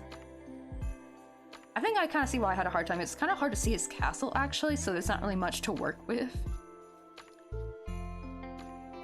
Let me see. What's like the modern one look like?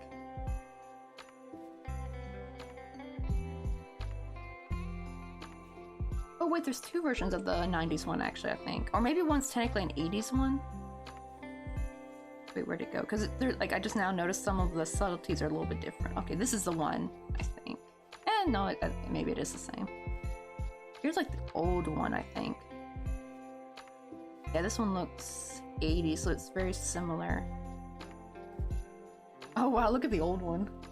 That is so different. It's still cute though, actually. I saw a modern one, like a more recent one, and I didn't really like it. For me, the 90s one will always be the best. Just the, like the... It just looks so much better. Yeah, here's like the modern one, and it just kind of looks like Candy Crush, basically. Look, it just looks too much like Candy Crush. It doesn't look like Candyland anymore. I just love the 90s one, and it's almost too busy too. Look at that. That's like actually kind of a bit of an eyesore a little bit. Like the individual animations are cute, but it's like everything gets kind of lost. You know what I mean?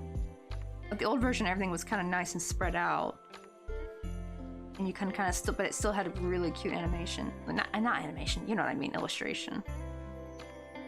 This will always be my favorite one, though. No, I'm not getting the unwanted monthly subscriptions to Lucifer's Waterfall. Everything hurts. Honestly, this is kind of one of the things that actually makes me a bit, not terrified, but like, I can't, like, because the thing is, I know like birth control gets a really bad rep, but birth control has been like one of the best things for me. Because now, I hardly get cramps at all. Like, I used to get really, really bad cramps like the first 2 to 3 days. And I would have like, I would still have cramps the whole time, but they were like a little bit more mild near the end. But those first, especially the first 2 days were like the worst. Now, sometimes I won't even feel like I have cramps at all. Like at night, sometimes I will get a little bit like, but I'm like slightly annoyed. That's the worst it gets, really. I'm just like a little bit slightly uncomfy. It's like nowhere near what it used to be. And I was even lucky because I do not have PCOS or endometriosis. So even my like bad cramps were like just normal. I've never had excruciating cramps ever. My friend did though. Oh, she would like double over in pain all the time. Oh, same. I had to be on birth control or my periods are like unbearable. See, yeah, like I'm kind of lucky because mine were never unbearable. They were just kind of more like, it's kind of like if you ate something bad. Actually, that's kind of what makes me kind of wonder, like, that's why I always wondered, like, why period pain was always dismissed, because it's like, it's kind of like you have a bad stomach almost, kind of like you ate something bad. At least that's how it felt for me. Oh, and the back pain too. I still get the back pain though, actually. That's the funny thing is, I still get that. That's actually how I know. I'll be like, damn, why does my back hurts all of a sudden? Then I get my period, I'm like, Ah, that's why. So I still get that on it, unfortunately. The birth control has not fixed that. Yeah. Right? It's like the worst, right? It's uncomfortable to sit and everything. You just feel like uncomfy the whole time. Oh, okay, so you do have the endometriosis, so I would literally pass out sometimes from the pain. Yikes, I'm like, I always thank the universe every day, like, thank you for not giving me endometriosis. I actually kind of wonder if my sister maybe has it, because she always had really, really bad periods. Yo, what's up, Vanish Mika? How you doing? We're actually doing some bigger crochet today. I'm kind of trying to work on a little baby hat. We have frogged this ribbing so many darn times. But I finally found a way to do it where I like the look. It's because this yarn was just like the classic way of crochet ribbing, which is not giving with this yarn. And then like Mama Penna showed me how to do like this cute like little TikTok crochet hat. It's called the Crochet TikTok hat. And you kind of like go through like after you do like a half double, you go through that first loop of the half double, so you're not yarning over like you would for a half double. Then you go in the next stitch in the back loops only, and you pull up a loop, and it kind of makes this kind of cool, like this is how it looks when you do it. It's kind of cool, so it's kind of making the ribbing look a little bit more defined. Well, dang, that's actually quite a lot, right? So 1 in 10 women have in the US have endo. I know, right? They always try to make it seem like it was a rare thing, but it actually seems like it's way more common. Right? Like how they always thought like autism and ADHD was rare. Turns out it seems to be a very, very, very common thing that a lot of people struggle with. And I think it's just from all the toxic years of like, you know, right? Like, like where people like, you know, you gotta like assimilate with a society and stuff. And you gotta like act like other people. And that whole like, if you don't act like it, you're gonna get in trouble kind of thing. It's from too many toxic years of that. Right? I mean, heck, poor left-handed people. Look at the shit they went through, right? Like, back in my mom and dad's era, you would get slapped on the hand if you try using your left hand. Like, that was such a bizarre thing too. When I think back, I'm like, why did humans have such a stick up their ass over people who are using their left hand? They like that cannot be a typical way of thinking, can it? Like, it's just like, if that is like how neurotypical people think, it's like, that is so wild that like for such a large part of humanity they had a problem with people using their left hand. Like they lost their marbles over that. And it's just like, when I think back, I'm like, that is psychotic. Society was psychotic for thinking that. It's just absolutely wild. Like, I try to like, what was their reasoning? Why? Like, it just makes no sense. Like, okay, so they use their other hand? Why is it such a big dealie? Like, it's just so wild to me, like, the things that people had to put up with back then that was just deemed normal. Like, eesh. And they would slap, like, do, like, physical violence on you if you didn't use it. Like, yeah, because my dad, no, my dad's not left-handed, oh, no, but his, uncle was, because my uncle Arnett, or my great-uncle Arnett, right, so he really had it bad in the day, because, he was, like, in school, like, in the, I think, the 50s, right, and he had to deal with that bullshit. Because, like, I think my sister got his left hand from like, definitely my dad's side of the family. And it's just so bizarre. Oh, my mom picked me up one time from school. It looked like I was trying to escape a bee or get out of the car. It hurt so much. But I felt like throwing up and I was crying. But it got better after I took some Midol. Oh, yeah, right. Like, because you're just like, I gotta get out of here. I gotta get me some meds. Right? Like, oh, is that the first time it happened? Ooh. Yeah, that's like the worst. And like, oh, what was that? Oh, Elaine liked my reel. That's one of my old coworkers from when I worked at Ross. I miss her. Actually, if you go on like my Instagram, like near the way the bottom, you'll see like there's a cube penguin sitting in a black inner tube holding like a little lemonade. I actually made that for her not too long before I transferred out when we got ready to move to Korea. I miss her though. She was one of my favorite peoples. That's one sad thing is like when you do make friends at your retail job and then you no longer work there and it's like you don't see them anymore. It is kind of sad.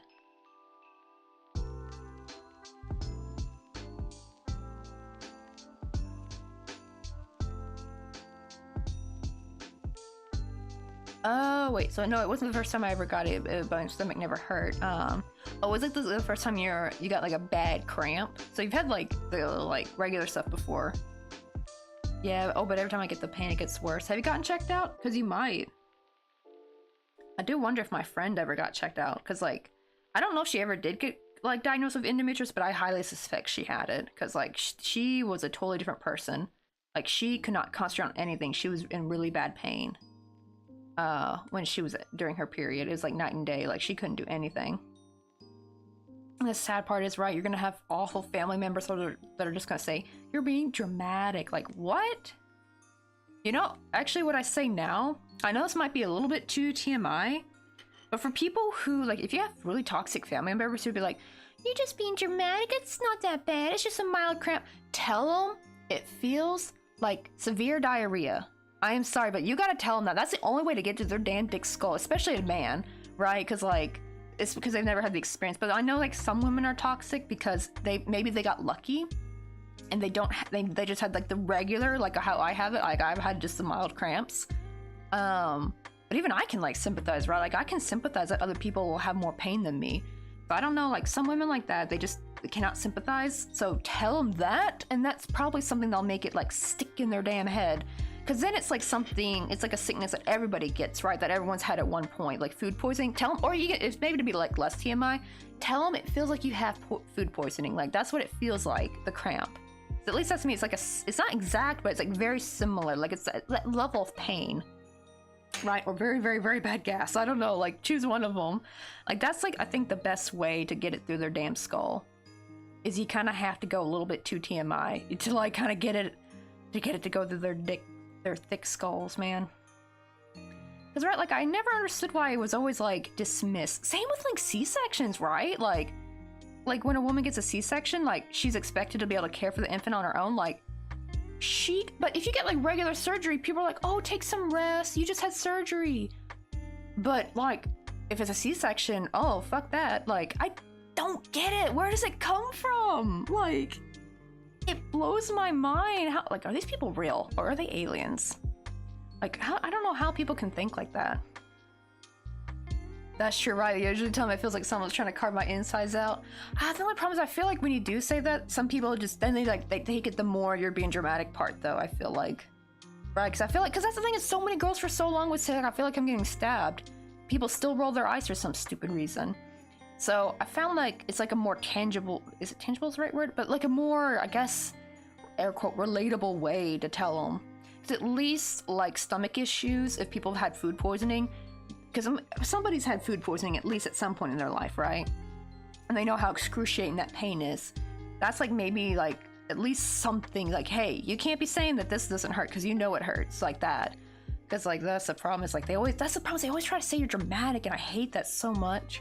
I'm very fortunate that no one in my family was like that. But I've had friends whose, like, parents were like that, or siblings, or their spouse, and it's just, like, absolute crazy. That's one of the things that made me fall for Mr. Coffee. Was because, like, I was having a bad time with my parent. He ran out to go get pads and stuff for me, and it was, like, super sweet. We had just started living together, too. Like, right away. I was like, he's the one.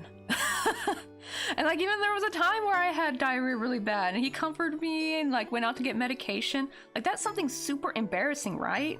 Like, it's really embarrassing, but to have, like, a partner that you're not even married to yet do that, that's, like, that's when you know they're the one. I know, right? Like, yeah, it is super sweet. Like, that's what I mean. I think that's what it should mean when women say we have high standards. That's what the high standard should be. Like, don't accept less than that. Like, I know, like, they try to think high standards mean, like, material things, but really it should be more about, like, the emotional maturity, right? Like, doing, you know, not being like, ew, gross, blah, blah, blah, you do it yourself, like, right? Because you know those dudes are gonna be like a big baby when they have a big old thing of diarrhea. You know they're gonna be a big old baby about it, and they're gonna want to be pampered. They should treat you the same if they want to. Right? That's how you know. That is exactly how you know.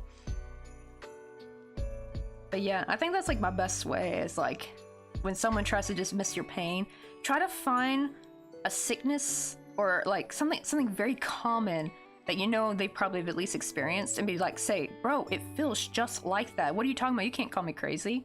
Are you saying that this doesn't hurt, like, that other illness doesn't hurt? Right? Like, I don't think there's gonna be anyone on the planet that's gonna be like, oh yeah, diarrhea is awesome, it doesn't hurt at all. Like, no, that's the biggest damn fib they're ever gonna say. That's what I say. I always say the period cramps feel like that. Because that's just the closest, that's the closest thing I can come up with. Or if you can be like, you can say food poisoning instead. Because that's probably a little bit less gross.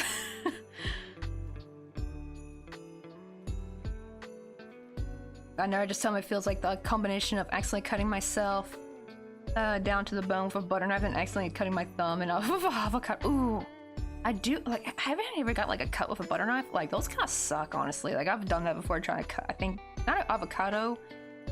What was I trying to cut? I think like an orange or something. Yeah, that is like worse because everyone hates that. It's like where everyone hates like, it's like a even worse version of a paper cut or something. What's up, Izzy? Hope, how you doing? Oh, I used to have to get called out of work when I got my period, but my boss was getting mad at me for it. So I went to work for a few times while on my period, and coincidentally at the same time, I fainted from the pain at work. See, I hope they freaking got it now. See, I think the thing is like sometimes you have like no choice. You gotta like lie through your teeth. That's the thing though. If you told your boss you had diarrhea, they would probably not like try to be like, oh, you're just being dramatic, right? They'd be like, oh shit, yeah, you get out of here. I don't want, you know. But the problem is, since it's like a period, they just like the dismissal is crazy. But I think the problem is though, sometimes with employers, I think you do gotta just lie out of your teeth because like. Sometimes they just don't care. You're just a warm body to them and their company. And also thank you for the follow, Izzy Hope. We're actually doing some bigger crochet today. I normally work on small things, so I normally make like little tiny crochet characters with the thin yarn, like these like little penguins.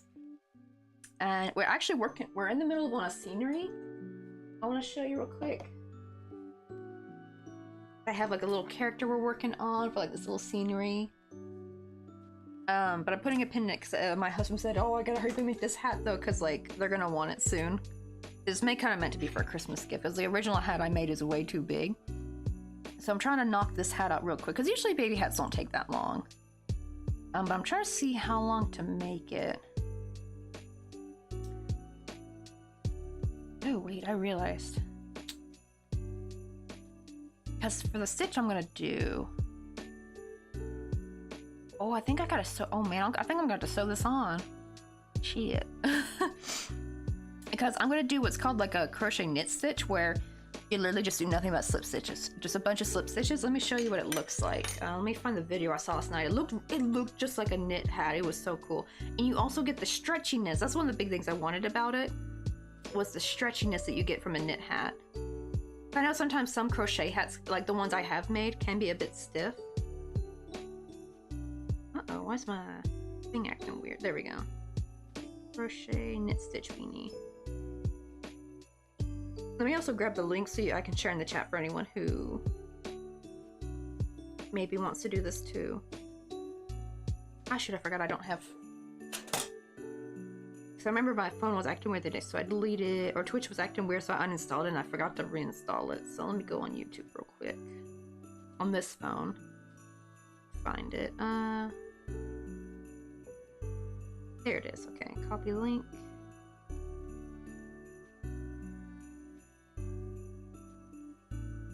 Let's see, what time is it where you live? Oh, I live in South Korea, though I am from the US. It is like 4:03 p.m. So I got about an hour left of stream. See, does that not look like a classic like knit beanie? Does it not? Like, it looks like knit. Oh wait, I got the sound on this one.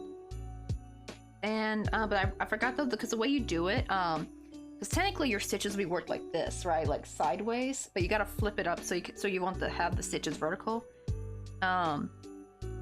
So how long your hat's gonna be, how wide you want your hat you want to be, you gotta make it like this direction. Like when you're doing your work, this is how long you're gonna make it, and how like many stitches you change how tall the hat's gonna be, because you gotta flip your work and then sew it, just so you have the stitches facing the correct way. See if I can show. Yeah, it looks really nice though. It looks like an actual knit hat. See, oh, and you're back, Pink. But how'd your Korean test go? Oh yeah, about the Baipyo yesterday, right? The little 말하기 like literally means speaking test, and Baipyo means presentation. It actually went pretty good, but guess what? It was the first one to go. I was really hoping, because like there's like a couple of us, so if somebody else went first, I could have like been trying to repeat in my head and maybe sneak looks at my phone, trying to keep memorizing, and then put the phone away when it was my turn. But that was they did the, you know, like where you have like the people and you like you press a button and it, like chooses a random one, like I forgot what they call it. I think they call it sadari in Korean, like ladder. I forgot what it's called in English, but where you like and you get the one winner or the picked person, and I was first, and I was like, dang it.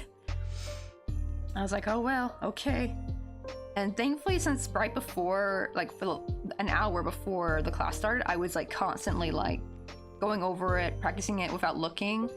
And because I had some vocab in there that's not, I don't really know very well. And I would probably easily forget if I wasn't looking at it while reading. So I'm very happy it went well. Actually though, one of them though, like the old guy, he kept, you could tell he was looking down at a piece of paper because like the teacher told us we're not supposed to do that, so he was a sneaky little cheater. But yeah, so, because they record you too, while they do these, like, these little presentation tests. Uh-oh. I don't know why this one looks kind of funky. Oh, okay, my chain got twisted, that's why. I was like, that one looked weird. Try that again.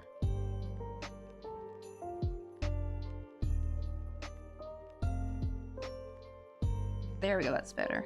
Oh, I keep forgetting I don't need a yarn over for this.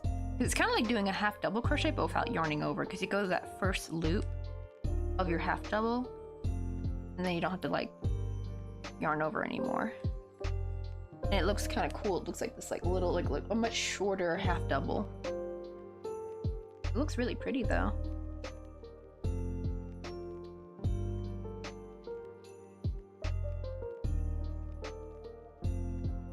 Okay, so the lows in Sturgeon country is -31 and the highs of -42 in like Fahrenheit, right? Like, oh goodness, that is cold. I didn't even know it could get that cold, man.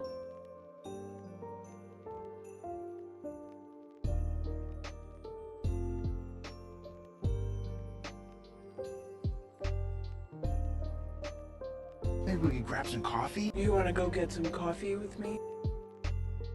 Also, Emma James, welcome on in.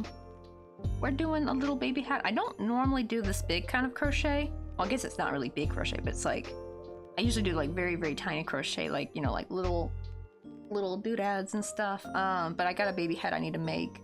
So I went to Daiso and got some yarn real quick, because I usually don't have any like big yarn ready to go for my projects, because all my yarn's like kind of chopped up, because I split my yarn to make small things. We're just working on, so I guess I'll have no choice but to sew this on, I guess. I'll have to like count how many, then maybe I should probably give like a clean edge for both of these then before I sew it on, because trying to sew it on through here might be a bit annoying. So I forgot the way we're gonna do the knit stitch is that I think if I crocheted on it, it would kind of ruin then the stitches would all be sideways, I think, right? Yeah. I think I gotta manually sew this on. Oh man, I hate sewing. So I know normally with, you would crochet here, right, to make your hat? And let's see what Mr. Coffee wanted.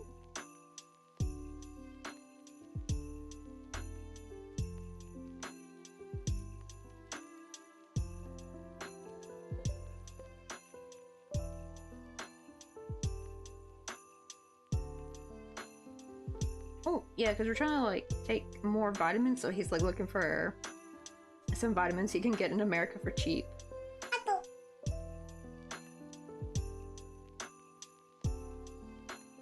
Oh, he said he's gonna order it! Okay, so that's probably better, then he doesn't have to bring it back with him. Oh, no, he's gonna order via Amazon and pick up at the hotel.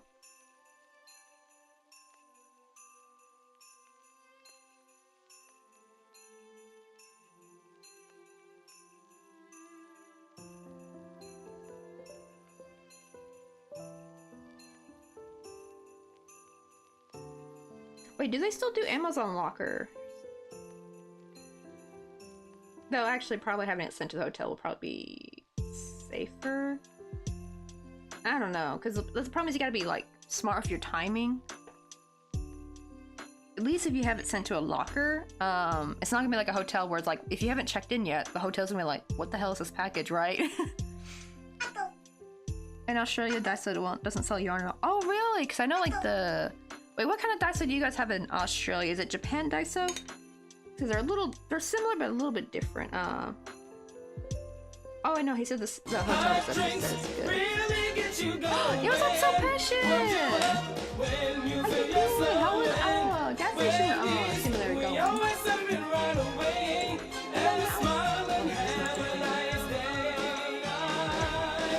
gonna copy my shout out command.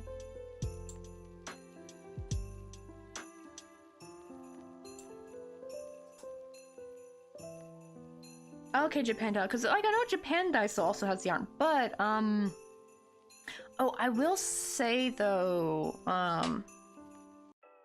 what I call it pink stuff is that I remember with the Japan Daiso in San Francisco, like in America, they would sometimes have yarn and then sometimes they wouldn't. They would switch it. Like they kind of rotated their arts and crafts stuff a lot. So you just sometimes you'd only like find it a couple times a year because it would be something else like the next week.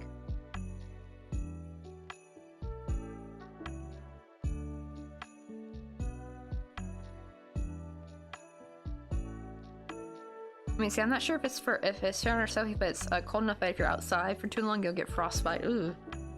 Yeah, I would have bet. I remember there was like, what, isn't there like a place in Russia where it's like the city is too cold that even electronics don't work? Which is actually scary because like, right, like so many of our heating stuff we have is electrical. So I guess you had to have like old-fashioned heating like with a fire. But like, my bed warmer thing's electrical. If I couldn't have that, living in a cold spot, I would just, oh, I would cease to exist. I could not. Wouldn't want to live there. See, oh god, I ran around because I gotta get to the bathroom, but I had a blast playing gas stations sim tonight. Oh, no worries. And plus I know it's kind of late your time too. But we're just working on a little baby hat today, so I am doing a bit bigger crochet, but we only have like an hour left to stream before I do have to hop off to get ready for class. It's like, yeah, it's annoying because I don't normally have class on Friday, but the week of Christmas, we were supposed to have a Friday class that week to make up for it because we didn't have that class on Monday. And the problem is she canceled though because she had a competition she had to go for her daughter.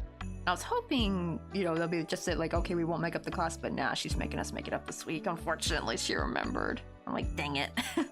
Because actually some of the other students didn't even know we had class tomorrow. They were all shocked. They're like, wait, we have class tomorrow? What? I'm like, yeah.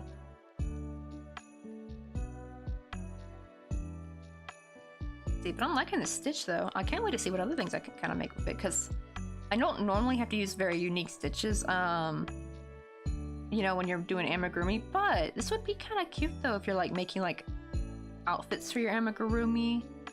I think that'd be kind of cute. Make them look like they're wearing like a little knitted sweater. But though you would probably have to do this like around your amigurumi because then like you would see the stuffing though. But I do have an idea though, like as long as I leave some front loops exposed that I can like rejoin later, then yeah, you could like totally crochet. Because that's what I do when I make my amigurumi that wears humbucks. Let me see. Like see, like she's crocheted already, like the whole body, and I just left some like front loops exposed where I like crochet the skirt over it. So that you could probably crochet and then like a little knit stitch. And I don't know how the stitch would work in the round though. I mean, you could still go back and forth though, actually. I've done that before with crochet. But you have to do joined rounds, so you just have to like just chain one and like turn your work. But yeah, that would be probably kind of cute though. Let's see, go through. Wait, oops, I think I did like a regular. Yeah, I yarned over there. I shouldn't have yarned over. Like force of habit though. Because my brain likes to think that we're still technically doing a half double crochet, but what we're doing is we're going through that front loop of our previous stitches, half double, and oh, I messed up here. That's the problem with this yarn, you can't really make your stitches very tight. Or sometimes you can, but the problem is if you pull too hard, it will damage the yarn. This is kind of like Chanel yarn, so I'm trying to be careful. But I don't want my stitches to be too loose either. You know, like where you have like that one weird loose bit? Oh, I hate that so much. I cannot let that be. I have to like frog and fix it. There we go, that looks better.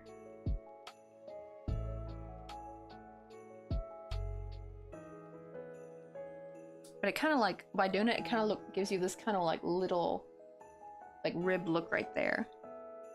So it's looking nice.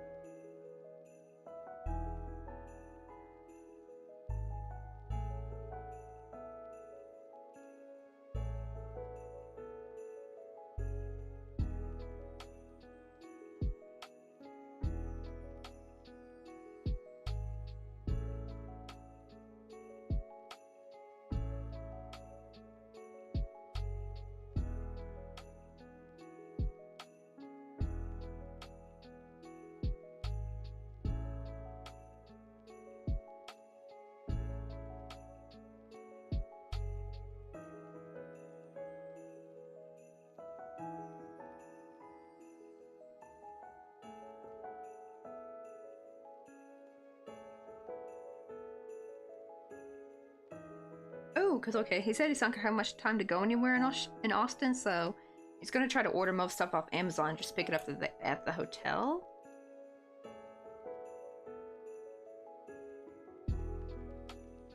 I'm gonna say I want him to get more maple extract, because now I can finally get vanilla for cheap here in Korea. Like, we can finally get vanilla on coupon for like $5. It used to be like more like 10 or 12 bucks for just a little thing of vanilla. Now they finally have some cheaper vanilla that we can pick from. Let me go on Amazon real quick and try to find some maple extract, because I've been loving that, because like that's like my only way I can kind of make like maple syrup. I'd like make it I know it's not like perfect because it's still technically like fake maple syrup, but when you're in a country where a little thing of maple syrup is like 20 bucks, yeah, you're gonna make the fake version yourself. I can't be spending money on the real stuff, because that's just too much.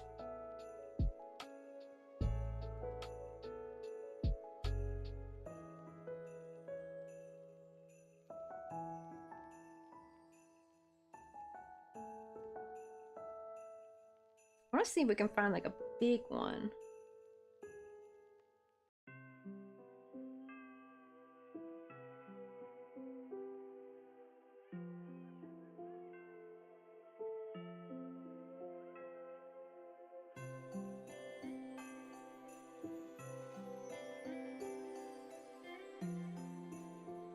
Ooh, here's a 16 fluid ounce one. Okay.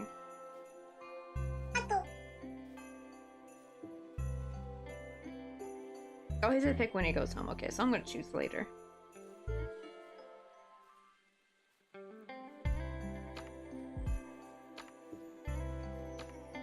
Yeah, I probably have to pick one that's got like fast shipping. What's up, Thunder Fox? How you doing? And are you gonna share your coffee with us? I got like one sip left. I probably should probably take this last sip. Yeah, I'm all out. Oh, they taste so good though, because I've been putting the vanilla extract in my coffee and it's been absolutely delish.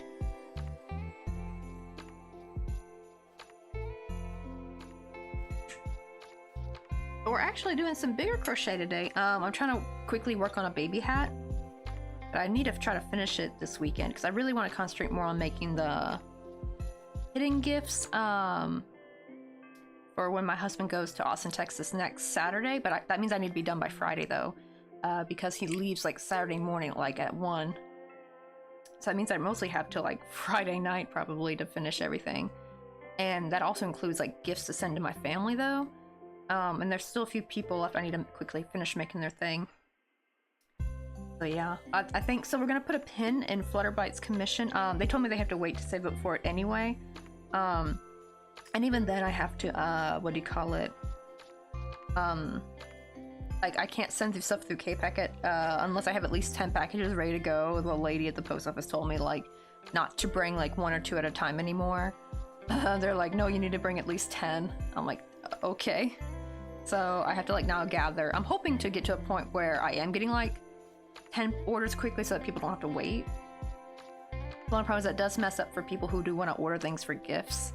So, I don't know what's going to do for the rose earrings I posted, because those were meant for Valentine's Day, but I don't know if I'll have at least 10 orders by Valentine's Day, though.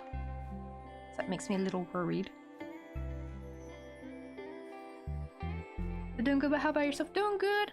Oh, I did my speaking test yesterday, and actually, I did pretty good, I think. The teacher was super proud. She's like, "Wow, buddy, 고생했어요." Like, that means you did really well. So I'm like, oh, thank God. Because she was also watching the camera. They watch to make sure that you're not looking down. And she actually kind of called out some of the people who were looking down, like the old guy, Brian. He was totally written off a piece of paper because he kept stuttering and like looking down at something. She told us, like, for this, you're not supposed to look down. You're supposed to look right at the camera while you do your presentation. And she said, me, like, Nanako, Chidara, and Antonia, she's like, yeah, y'all didn't look down. I think Ara too. Ara didn't look down, so it was really more, I think she was slightly calling out Brian. Because I don't think I saw any of the other people do it. It's really only him. To kind of be fair, though, he is very old, so it is probably hard for him to, like, try to remember all this right in such a short time. Let me see. Oh, I want to make the rose earrings to match your dress. Okay, I do want to make a quick, because I'm thinking, like, patterns like the rose earrings, I think they're short. They're too short for a video, but I think they'd be perfect for a YouTube short. So the only problem is I need to work on like an actual long form video, like, 'cause I've been posting shorts all week. But like, right, these are very easy to make though, so I probably do need to hurry up and film. Maybe this weekend if I could squeeze it in, try to film real quick how to make the rose earrings so I can like do that.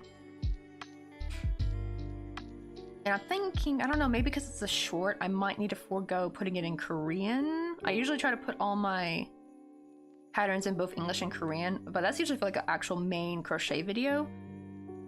So I think for this one, what I'll do is maybe make 2 different shorts, one for later that will be in Korean, and just quickly try to make an English one real quick, because that will make things so much quicker for me if I just put it all in English. If I can, I would try to like see if I can get, oh, I got the graph paper I was telling y'all about that I love for like making, because usually when you make flowers, most of the time those symbol patterns work really great actually. I actually prefer symbol crochet patterns way over what do you call it, over like regular written patterns for certain things. Like for amigurumi, the written one is pretty good, but like for things that are flat that you want to like kind of visually see, especially flowers, right, so you can see the individual petals, I really like that. And the problem is I do have graph paper, right, but when I try to make my pattern, the squares are so big, I can't really see it on this one. Wow, did this get sun bleached? Because like these squares are hardly visible. But the problem is some of the patterns will like take up the whole page. And I remember seeing this at the store, and it's like at Daiso, and look how tiny these squares are. They're like, how little are these squares actually? Let me see. They're not even half a centimeter. They're like one, two, three. They're like 4 millimeter. They're like 4 millimeters. Yeah, 4 by 4 millimeter. Like, oh my god, these are tiny. This is perfect though for like the symbol though. I'm thinking to write it down first and then like try to like take a picture and then like make. I do have those like little crochet symbol chart software thingies. It's like free. I forgot what it's called though. Let me see real quick. It's got the little sheep. Oh yeah, it's just called Crochet Charts. It's free. It's a free software. I do kind of struggle to use it though to keep things even. I probably need to play around with it to get more used to it. Because I don't know how they make their patterns so straight. Like mine get all kind of wonky. Yes, it's coffee time! Coffee, coffee, coffee, coffee, coffee, coffee! Cappuccino! Java, yes! Yeah, you got all the coffees. I love the little sound alert though, right? I remember like, yeah, like when I was getting ready to like get into streaming, I was trying to find all the funny like coffee memes I could find, or like coffee references in media, so I can make some sound alerts. I'm wondering if I should go back and try to find the video though. I think that might be funnier as like a video redeem too. Like have like the little video play.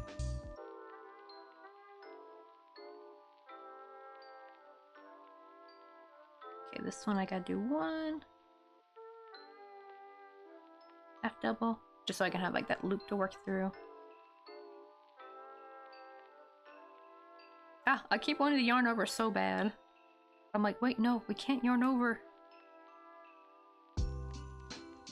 It's looking nice. I'm trying to think of how long to make this. Oh, no rush, take your time. Oh, it was one of my plans to do though, because like Valentine's Day is coming up, so it would be kind of good to kind of get it out. And actually, it's one of the easier ones. Like, see, like when I make like a character, right? Like, it's like so many little things I gotta like, you know, film, write, and put for like, I gotta put something for like the flower, I gotta put something for the petal, I gotta put something for how to make the bear's head, her ears, her face, her hat, like that kind of thing.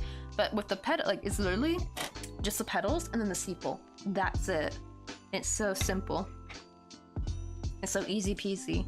So I think it's perfect for like a little YouTube short.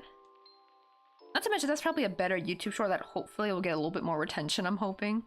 I need to find the secret to like, because are there some people I see on like Instagram and stuff, like crochet people, and they have huge success, but they don't have that many posts, right? Like some people have like less posts than me, but they'll have like hundreds of thousands of followers, and they'll be legit people. They're not like, because I know sometimes there are some accounts that are like, they just grab other people's work and then repost it or something. But these will be people who it's like their legit business. Like the girl who was doing like the really cute Stardew crochet pillow. Something about how she does her reels and her posts, like she really captures an audience, and I didn't figure out how to do that. I think mine's kind of like all over the place, so it's like not very, but I don't want mine to be too uniform, do you know what I mean? Like where it's like too perfect. I like a little bit of flexibility, like just getting to kind of post what I want, but I don't want to look like a garage sale post though. I think that's what somebody called it. Not me personally, I mean like when you post a bunch of like different things on your Instagram to where it doesn't look very uniform. Like, and it's not just like the make like the same thing, but like how your images look. Like usually they'll have like the same tone or something, like the same color palette. But I don't want my page to be that sterile, if you know what I mean. I still want to like be cutie though. I don't know, I just gotta find that good way to do it with social media. Gotta find that good like middle ground where my content is still interesting to me and it doesn't have that sterile, clean, kind of almost like the sad beige mom, but of Instagram though, sad beige aesthetic. Right, because I've seen some like posts that like, because all even the pictures of different things, right, they all kind of start looking the same because it's like the color palette or the filters they put on them, it's all the same. So yeah, it gives it a nice clean uniform look, but I feel like it makes it not as interesting though. But that girl though who made the cute Stardew pillow, she uses like the same colors, but her colors are very cute and vibrant though. She's got a very cute, that kind of pixel arty, like city pop vibe a little bit. I kind of want to go for something for like that, but I also like, I think I want to go for like a cottagecore-y more. Hers is more gamer-centric vibe. I want mine to be more like cute cottagecore with a little bit of gaming, you know what I mean? A little bit of like retro pixel art stuff. But I also love like, you know, gentle whimsical things too. So it's like trying hard to find like that middle style that I want.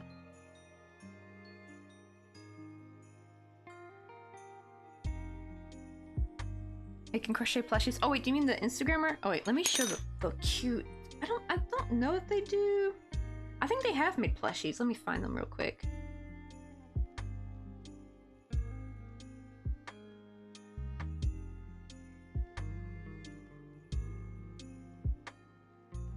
I gotta go to my saved. I think I put them in Cool Crochet. I hope. Oh, no, I didn't. Dang it. Maybe I put them in Crochet Techniques? Yeah, okay. I need to change where I put them. But look how cute this pillow is though, but they have a really good following. I think they do have a lot of posts though. So this is one of the people who do have like a good amount of posts, so I do feel like they definitely have worked a lot for their build up their community. There's some people who have like this kind of similar aesthetic, right? Like they have like a really nice aesthetic, but they only have like maybe 10 or 15 posts at most. And they have like hundreds of thousands of viewers. Like it's like their like post kind of went viral somehow. And I'm just like, how did they do it? Yeah, see, like this person has, okay, they have like 124 posts though, so this person has a lot. So they've probably been working up for a very, very long time. But see, it's kind of like the same coloring, but it doesn't look sterile to me though. It still looks interesting. So I have been on some like crochet profiles where they make it all the same like vibe, but it gets kind of boring after a while. But this is it's still cute to me. Maybe it's because the colors are really cute, but look how adorable this crochet is though. I think this is not crochet right here. This is yeah, so what do they call that? Needle Forgot what it's called. What is that called? You got like the cool needle that has like, it's like a, that you feed the yarn through. I forgot what it's called. But it's like really cute though. But she does stuff like that. Like look at this like link pillow. Like it's so pretty. And her color change too is immaculate. I did find out though that it did seem why her color change looks really good. One, she is doing X stitch and she's also working the round. But even then I've done that and my color change usually doesn't look that great like when they're next to each other. And people were asking, oh, needle punching, that's what it's called, needle punching. Which is such a funny name actually when I think about it. But she said it's because of the yarn. She does work with like that really velvety Chanel yarn, and so I think something about the velvet Chanel yarn when you color change with it like the fuzzies look nice together, I guess. Like, but when you crochet like regular yarn, you know, you're gonna get more of this like jagged kind of when they're next to each other. It's not gonna be nice and straight, unfortunately. So yeah, so it seemed like I was wondering, that was like one of my theories, was it was maybe the yarn, unless she was doing some kind of cool technique we didn't know about. And she said, yeah, it's the yarn, guys. I'm like, dang it. So I guess you can only get that, you know, you can only get that cool color change type, look out of the velvet yarn. Looks perfect though. Like they look like actual little squares. Well, if you try to do that with regular yarn, it looks more like a weird, lumpy sideways rectangle. This one's the special stitch one. I don't know what to call the stitch though, so I'm just gonna call it the TikTok hat stitch. I'm pretty sure it's got a name. It might be the brioche stitch, I'm not positive. But I looked up a video of the brioche stitch last night and it was kinda, I think it was slightly different. I don't know, I'm gonna look again and try to compare this to the TikTok hat video I saw and see if it's the same stitch or if they're just like very similar. Uh-oh, I messed up the first one. Ah! See again, like my little chain got twisted, so it looks weird.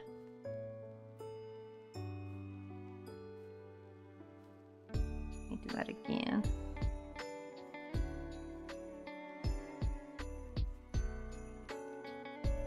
But yeah. And also, I used to think though too, like for those accounts that like had lots of followings, but they only had like maybe 10 or 15 posts. They did have beautiful posts, so that's the thing. It's just something about their content went viral. It's more what I'm thinking, because they were not like fake people grabbing from other people's work. These were like these people's own work. Because like their stuff was consistent, and they would have even themselves in the photo, so you know it's the same creator. But I'm thinking, I always thought, oh, maybe they paid for ads, like maybe they put a lot of money toward it. I don't know, maybe that does work. I do wonder if it does. But I have heard though, if you put some, like usually when you try to pay for Instagram ads, you don't really get much out of it. But that was maybe only if you put like a little bit of money. Maybe you have to like put a lot of money for it in order to work. So I do still wonder if maybe that's what it is. Like how much money do you have to put towards Instagram ads to actually, for it to actually be rewarding? You know what I mean?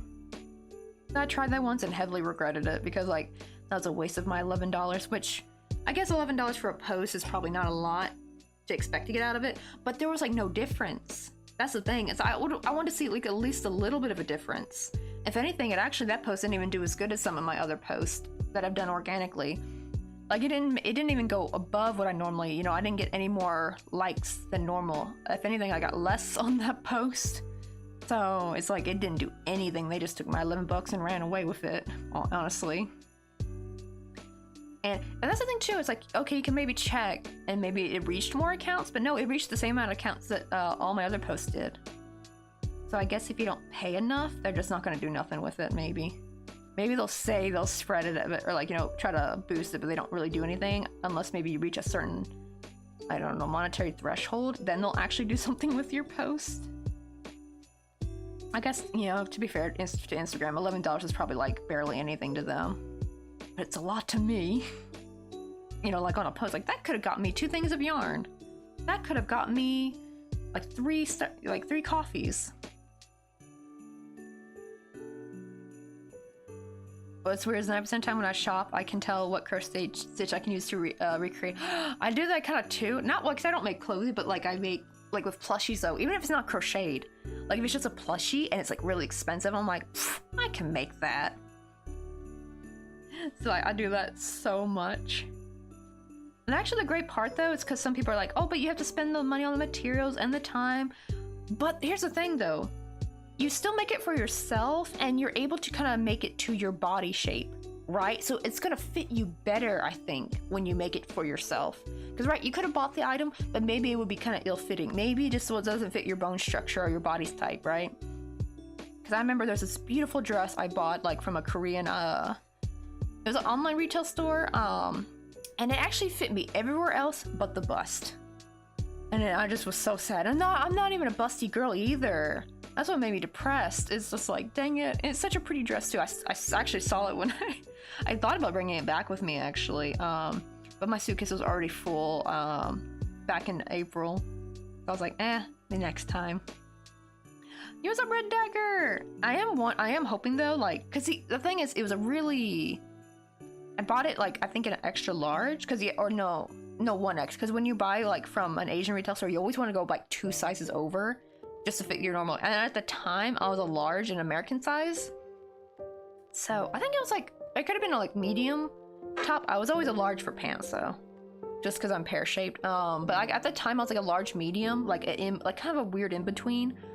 And I was thinking like, okay, maybe if I lost more weight, maybe it will fit. So I don't know. That's why I didn't like sell it yet. I mean, it wouldn't sell for anything. It was like dirt cheap. At least it wasn't expensive. Yo, what's up, Coldburn? How you doing? We're actually doing some bigger crochet today. We're trying to work on a little baby hat. Let's see how big to make this. I think I realized this. I'm gonna have to probably sew this on separately, because the stitch we're gonna try to do, like the main stitch for the hat, is literally just gonna be slip stitches. And it gets you like this really pretty knit look. Okay, this one's just the regular double crochet.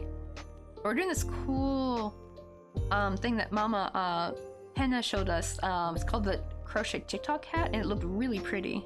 And I was like, ooh. And you basically like one row, you just do regular half double, and the other row, you don't yarn over to do the half double, except for the first one, because you gotta have at least one half double to work with. But you go through like that front loop instead, and then go into the next stitch and like that pull up a loop, then yarn over, and it makes it kind of like this like really pretty like twirl kind of look. Actually, oh, you know what? It looks kind of cool this way too though. Shoot, I'm like wondering which way I should choose. I don't know, guys, which way looks better? Because this actually looks more knit actually when you turn it around. Oh, I might do it this way then. I think this might be the... So I think I might keep this as the wrong side. Because this screams knit when I look at it this way. Yeah, okay. I think we will keep it this way. Oh,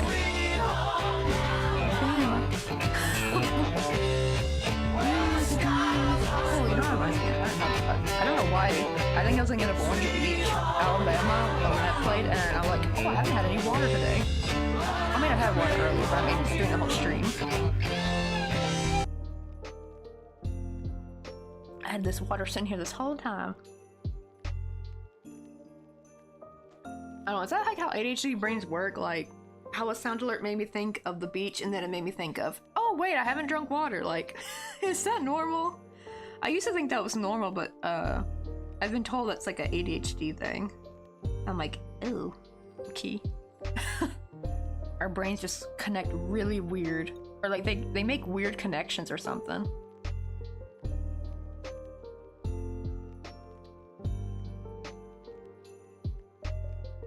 I'm still debating how long to make this. Let's see, only problem is we only have 20 minutes left, so I'm actually wondering if I should start, because I do have a second skein that I can work with without having to cut this off. And I'm actually thinking, because I probably should make the knitted part first, really, because I have no idea how long to make this, because I'm going to have to sew this on. Where'd the other skein go? So actually, let me see how long I should make this. Let's try to get like a couple rows in before the end of stream, because I want to see how this looks actually with the yarn, the cool knit stitch thingy. So however long I crochet it, like how long the chain is. What was it supposed to be again? I forgot I took dimensions. Let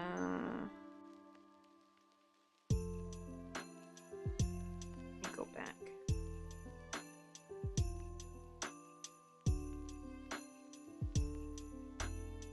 Wait, let me go back to the screenshot I took.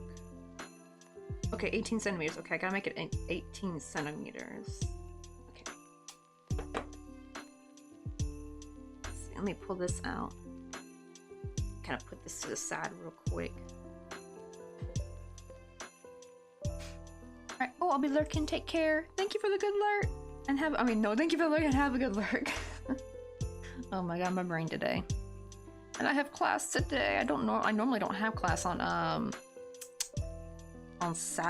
Fridays, but our Friday class was canceled, or because, you know, we didn't have class on Monday during Christmas, so this is that makeup date for it. Let's see, 1, 2.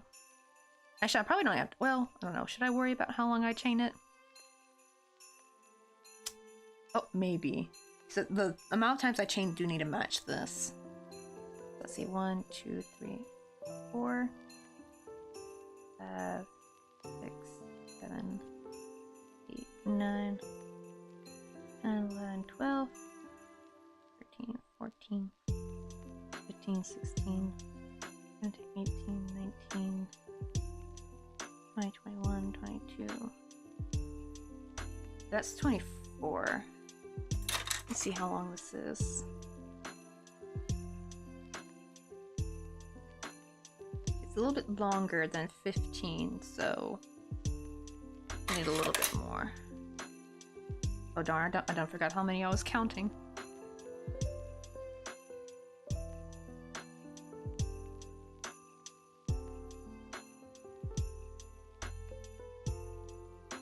Okay, I was at 24. Good.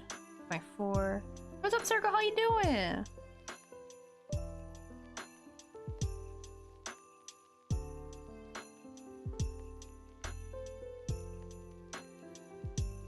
Let's see. This is gonna be the height of the hat. That looks too long, though. Oh, maybe it's because this is maybe made with the flip in mind, but this is gonna be the little flip part of the hat, like the little rim. I don't know. Let me see.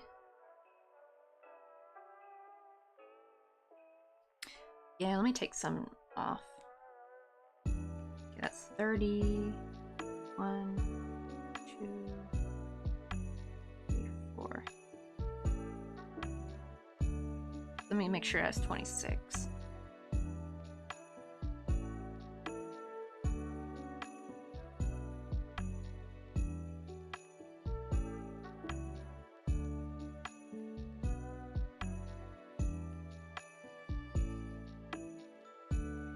Oh, wait, I need one more. And see, just hanging in there, munching on some American cheese slices. How you doing tonight? Doing good. We gotta make a baby hat though real quick. Well, I gotta work on this the weekend, but I thought it'd be kind of good to get it started at least in the stream. And then also next week, we're putting a bit of a pin in the Flutter Bites commission to work, because, you know, Mr. Coffee goes to Austin, Texas next Saturday, so I have to be done by Friday evening. So I still have the rest of my family's gifts to make up. I still have a few more people I need to make for. Thankfully, some of them are just gonna be like flower pins and stuff. So that hopefully should not take too long to make. And what do you call it? But I want to also film me making some of those things, like at least the 10 gifts that we're gonna hide in Austin, Texas. Because that's the other thing we're doing is whenever Mr. Coffee goes on a business trip, we hide some like crochet out there. I do need to make up a new card to print. I gotta do that too on Canva. Because I want to try. I'm gonna change it to. I think instead of trying to make it where people buy from me, I think it's just gonna be more social media focused instead. And instead of just like list, because the last time I listed the like little social medias, but this time I'm gonna put at least a QR code for like at least the Instagram. I think that'd be nicer. That way, I feel like people will be more likely to click on it because it's so much easier than having to, you know, type in the name. You know, like some people just don't want to do that. But if it's like a QR code, people might be more inclined to like check it out. No, this is actually the same baby. This is for my niece. Oh, you want to see what the hat looked like on her, the original one? We made like that little baby hat with the bunny ears. She looked like a Mario Toad. It's too big. Even though we put the drawstring just to adjust for in case it was too big. Yeah. So like she definitely won't be able to wear that till she's like maybe at least a toddler. And so we're making another one. And my sister-in-law had sent this picture. She's like, oh, can you make like a baby hat like this? Like the little beige color ones, which made me a little bit, because they're cute, but it made me wonder, I hope she's not gonna be a sad beige mom. Like, if it's just like she has a few beige things, that's fine. But I've been seeing how the sad beige era has been taken over, and it's like crazy. Let's see. Will that be better? Or is that, maybe that would be too short, I guess. I don't know. Well, if it's too long, they can always flip it up more. So actually, let me go ahead and add, let me double count how many I have.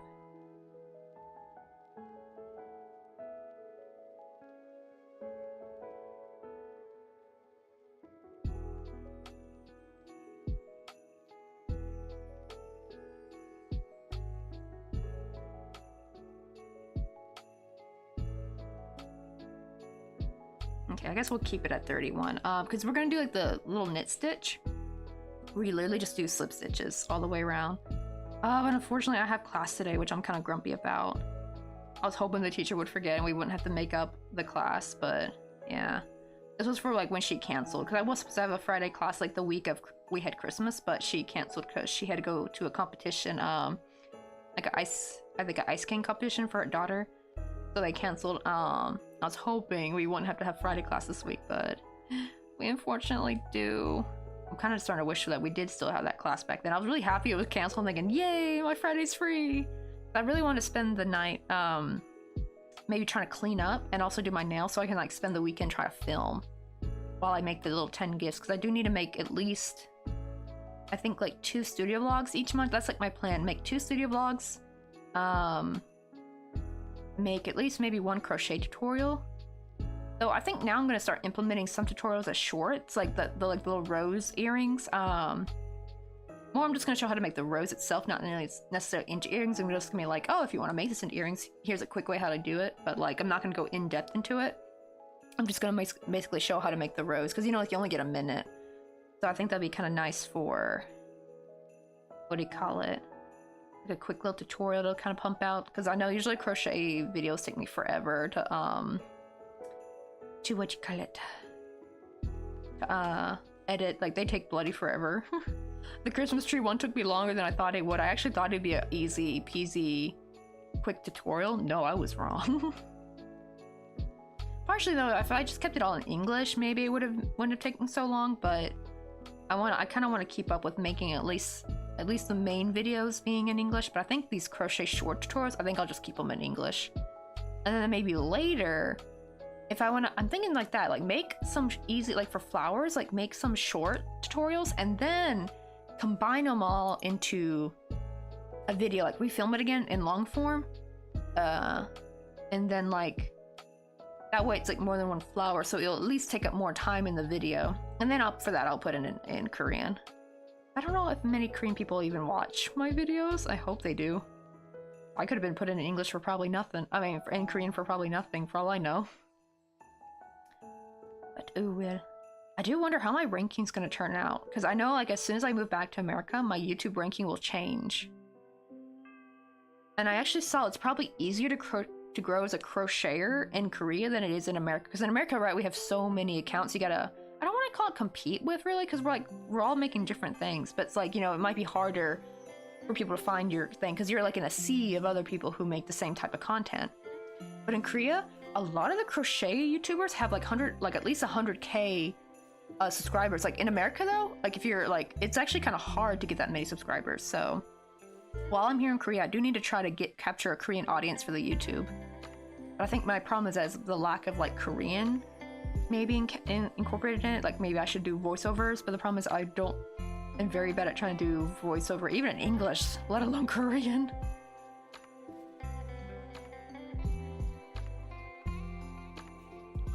Wait. Oh, wait, someone in Pokemon Discord got a mythical? Oh, you mean the little thing. Yo, what's up, Flutterbytes? You talking about me again? Oh, we were just talking about like I had to put a pin in the commission because my husband said you gotta make the baby hat now.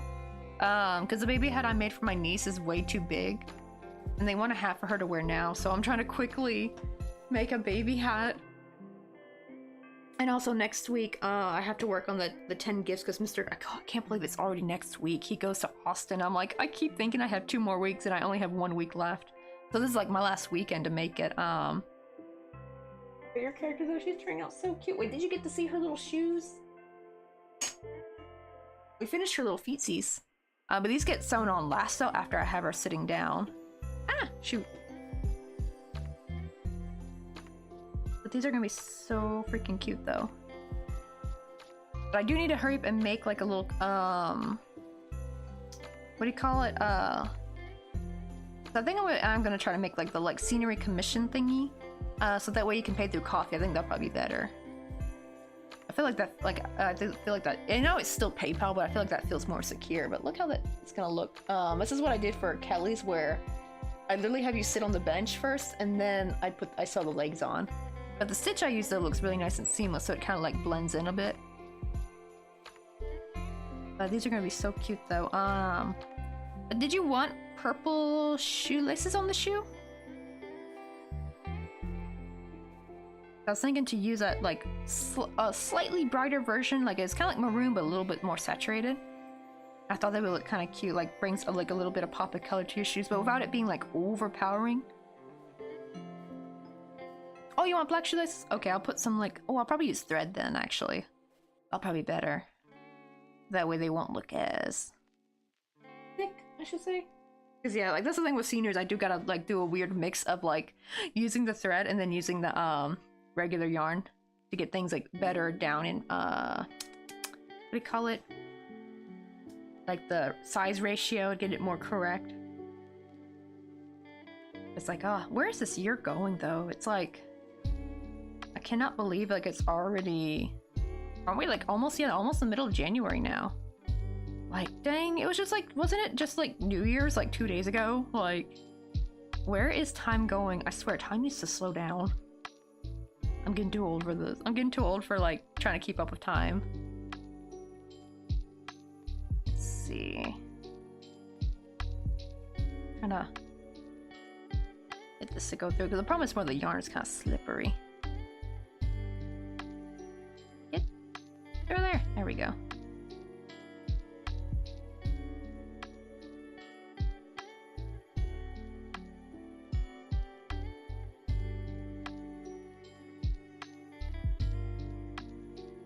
I'm trying to see if we can see the knit. Yeah, it's probably gonna take a couple of rounds.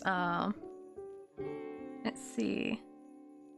That's true, yeah. I'm gonna try to work on it, but at least the good thing though is I can work on it the week though when he leaves, right? So after, because I have till next Friday to get everything done to send off, and I also got a few Christmas gifts I gotta make. They're just gonna be mostly a bunch of flower pins for some of my female relatives. You know, I like to give them a little piece of jewelry instead. I gave everyone an ornament, and then everyone has their own individual gift. I think last year I made sakura pins, so I need to choose a different flower this time. I think I might do a rose on it, so I think everyone's gonna get rose pins for Christmas. Just because that's probably the quickest flower I can make. Or that or a daisy. I might make somebody a daisy maybe.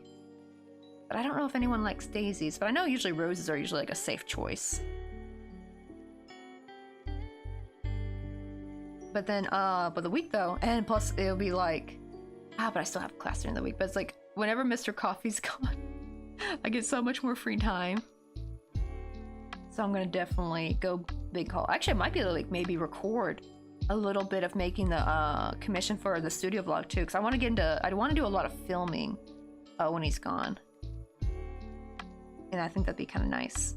That way I can maybe include it in a studio vlog, me making your little commission, oh. Especially because that'll be when the scenery really starts to take place, so people can kind of see the finishing touches of it. I think that'd be kind of nice.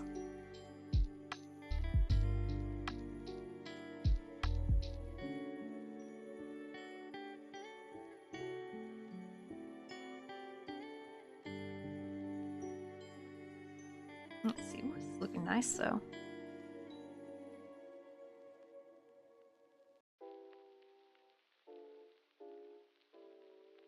Kind of hard to get to the back loop though, and it's not because it's too tight actually.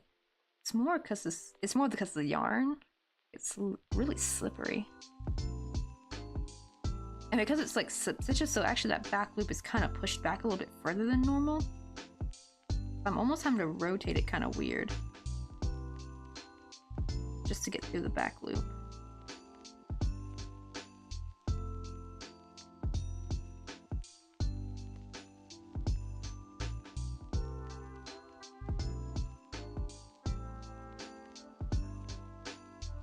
Oh, this is why I don't like the big crochet as much anymore.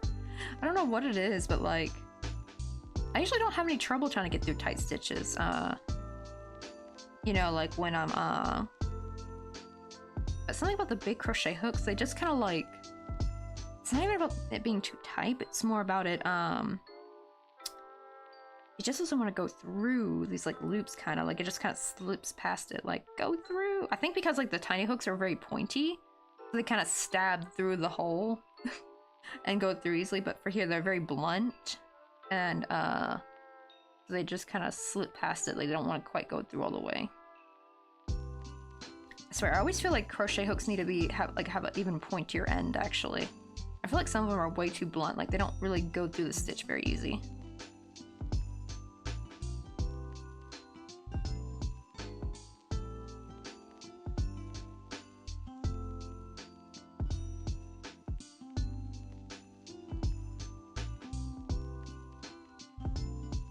What time is it? Oh shoot, we only got 4 minutes left?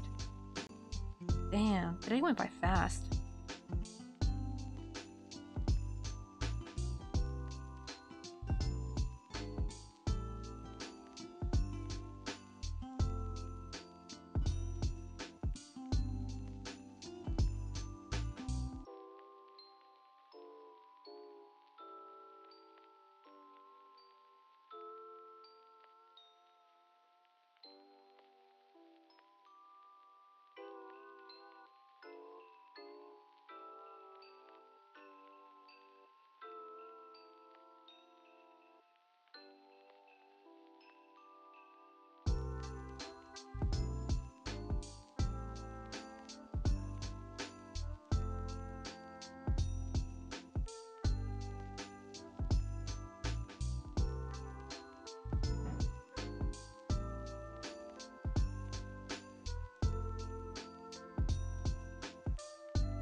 Oh, maybe I should try this. Like, try to go through it hook first. Yeah, I think that'll be work. Yeah, that works much better. Yeah, the top part of the hook is just way too dull.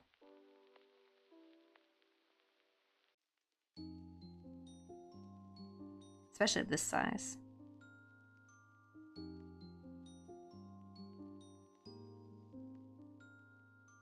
Let's see, I want to try to get one more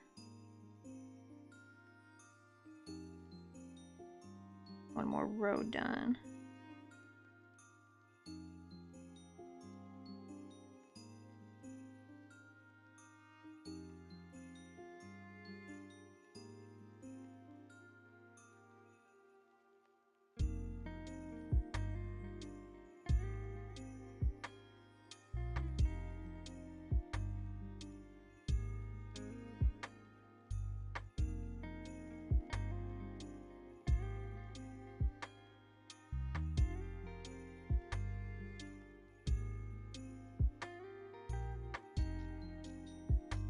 So this hat's gonna be so warm though, because this like yarn is quite thick, and this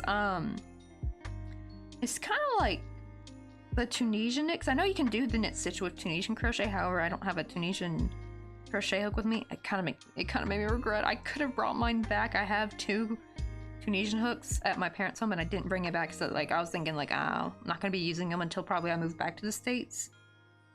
And now I'm thinking like, crap, I should have brought that with me. Because that probably would have been faster maybe doing that than this. But this gives like the same result though, and they both would be very thick, because like I know knit's usually a bit thinner than crochet, and when you do a knit stitch actually in crochet, it like ends up being very thick. But that'd be kind of good for a baby hat though, like she'll stay nice and warm. This is how it's kind of looking right now. See, it's looking like that nice knit stitch, but you gotta like, when you work though, it's gonna be sideways, so you have to like turn your work this way when you go to sew it.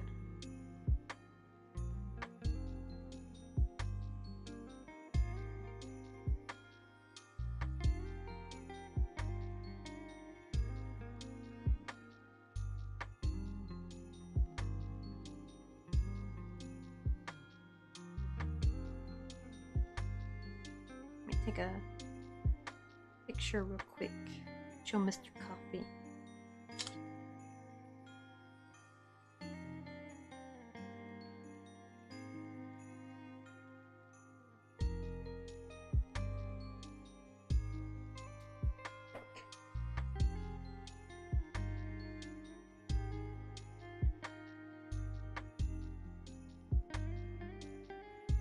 The thing is with like this kind of crochet, it's like since it's bigger, it actually kind of makes me want to sit like in a rocking chair while doing this, like in a really comfy seat.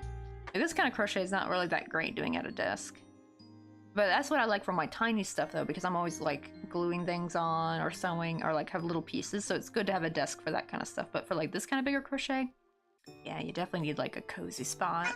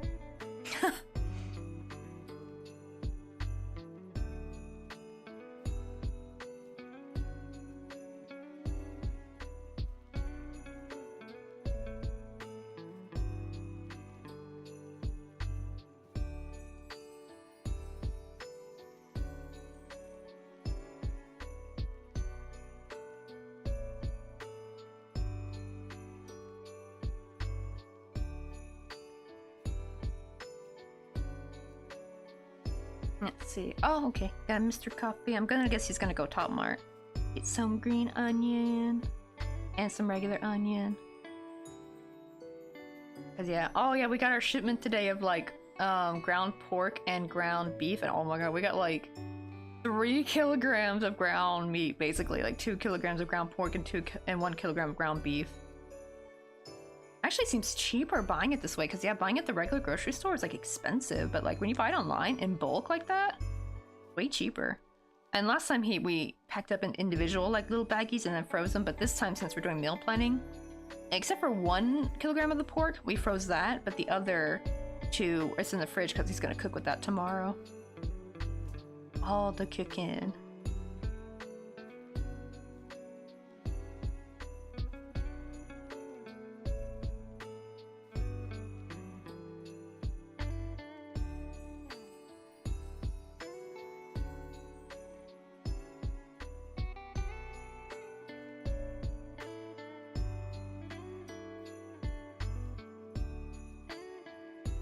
See, yeah, it's like really giving you like that knit kind of look.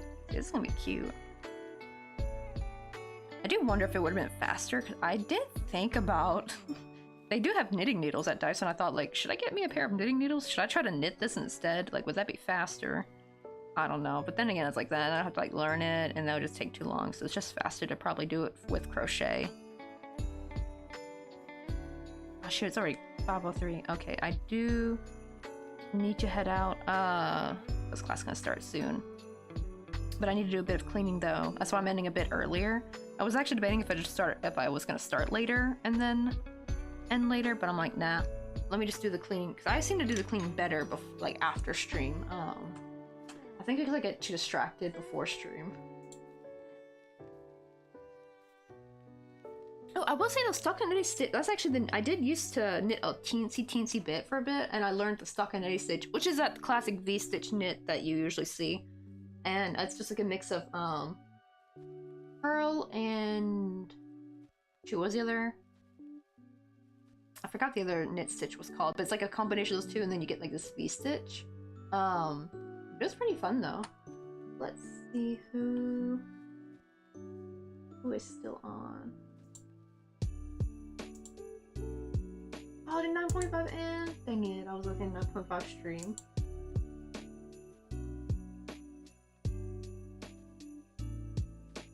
Let me see, is Heaven's last? I want to see if Heaven last. Oh no.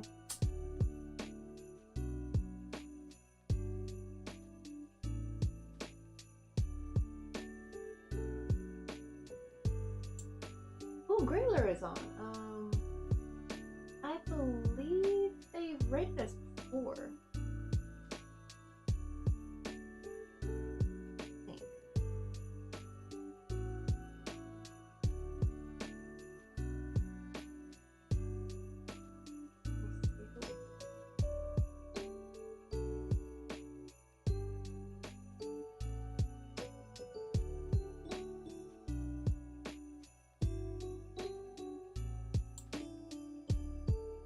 Oh, the cold burn is on! Oh, they were just in here earlier. I don't actually think I've ever given cold burn a raid. Oh, maybe we've never. I think we should, because I've never seen them live. Well, I'm not.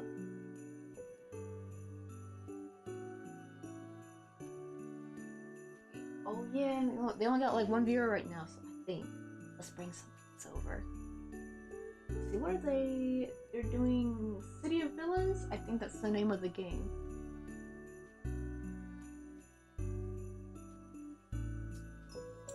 Right. Let me minimize this real quick.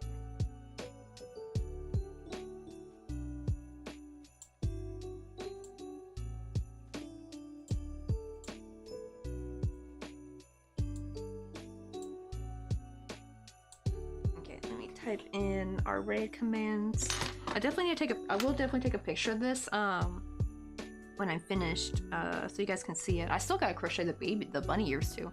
I am thinking to use some of this brown for the inner part of the ear. I don't know. I need a slightly darker brown, but that's like the only like beigey kind of brown I have, because I think the other browns I have are too dark, unfortunately.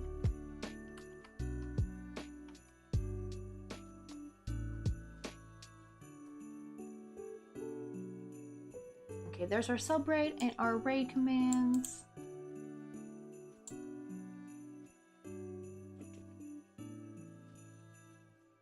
I'll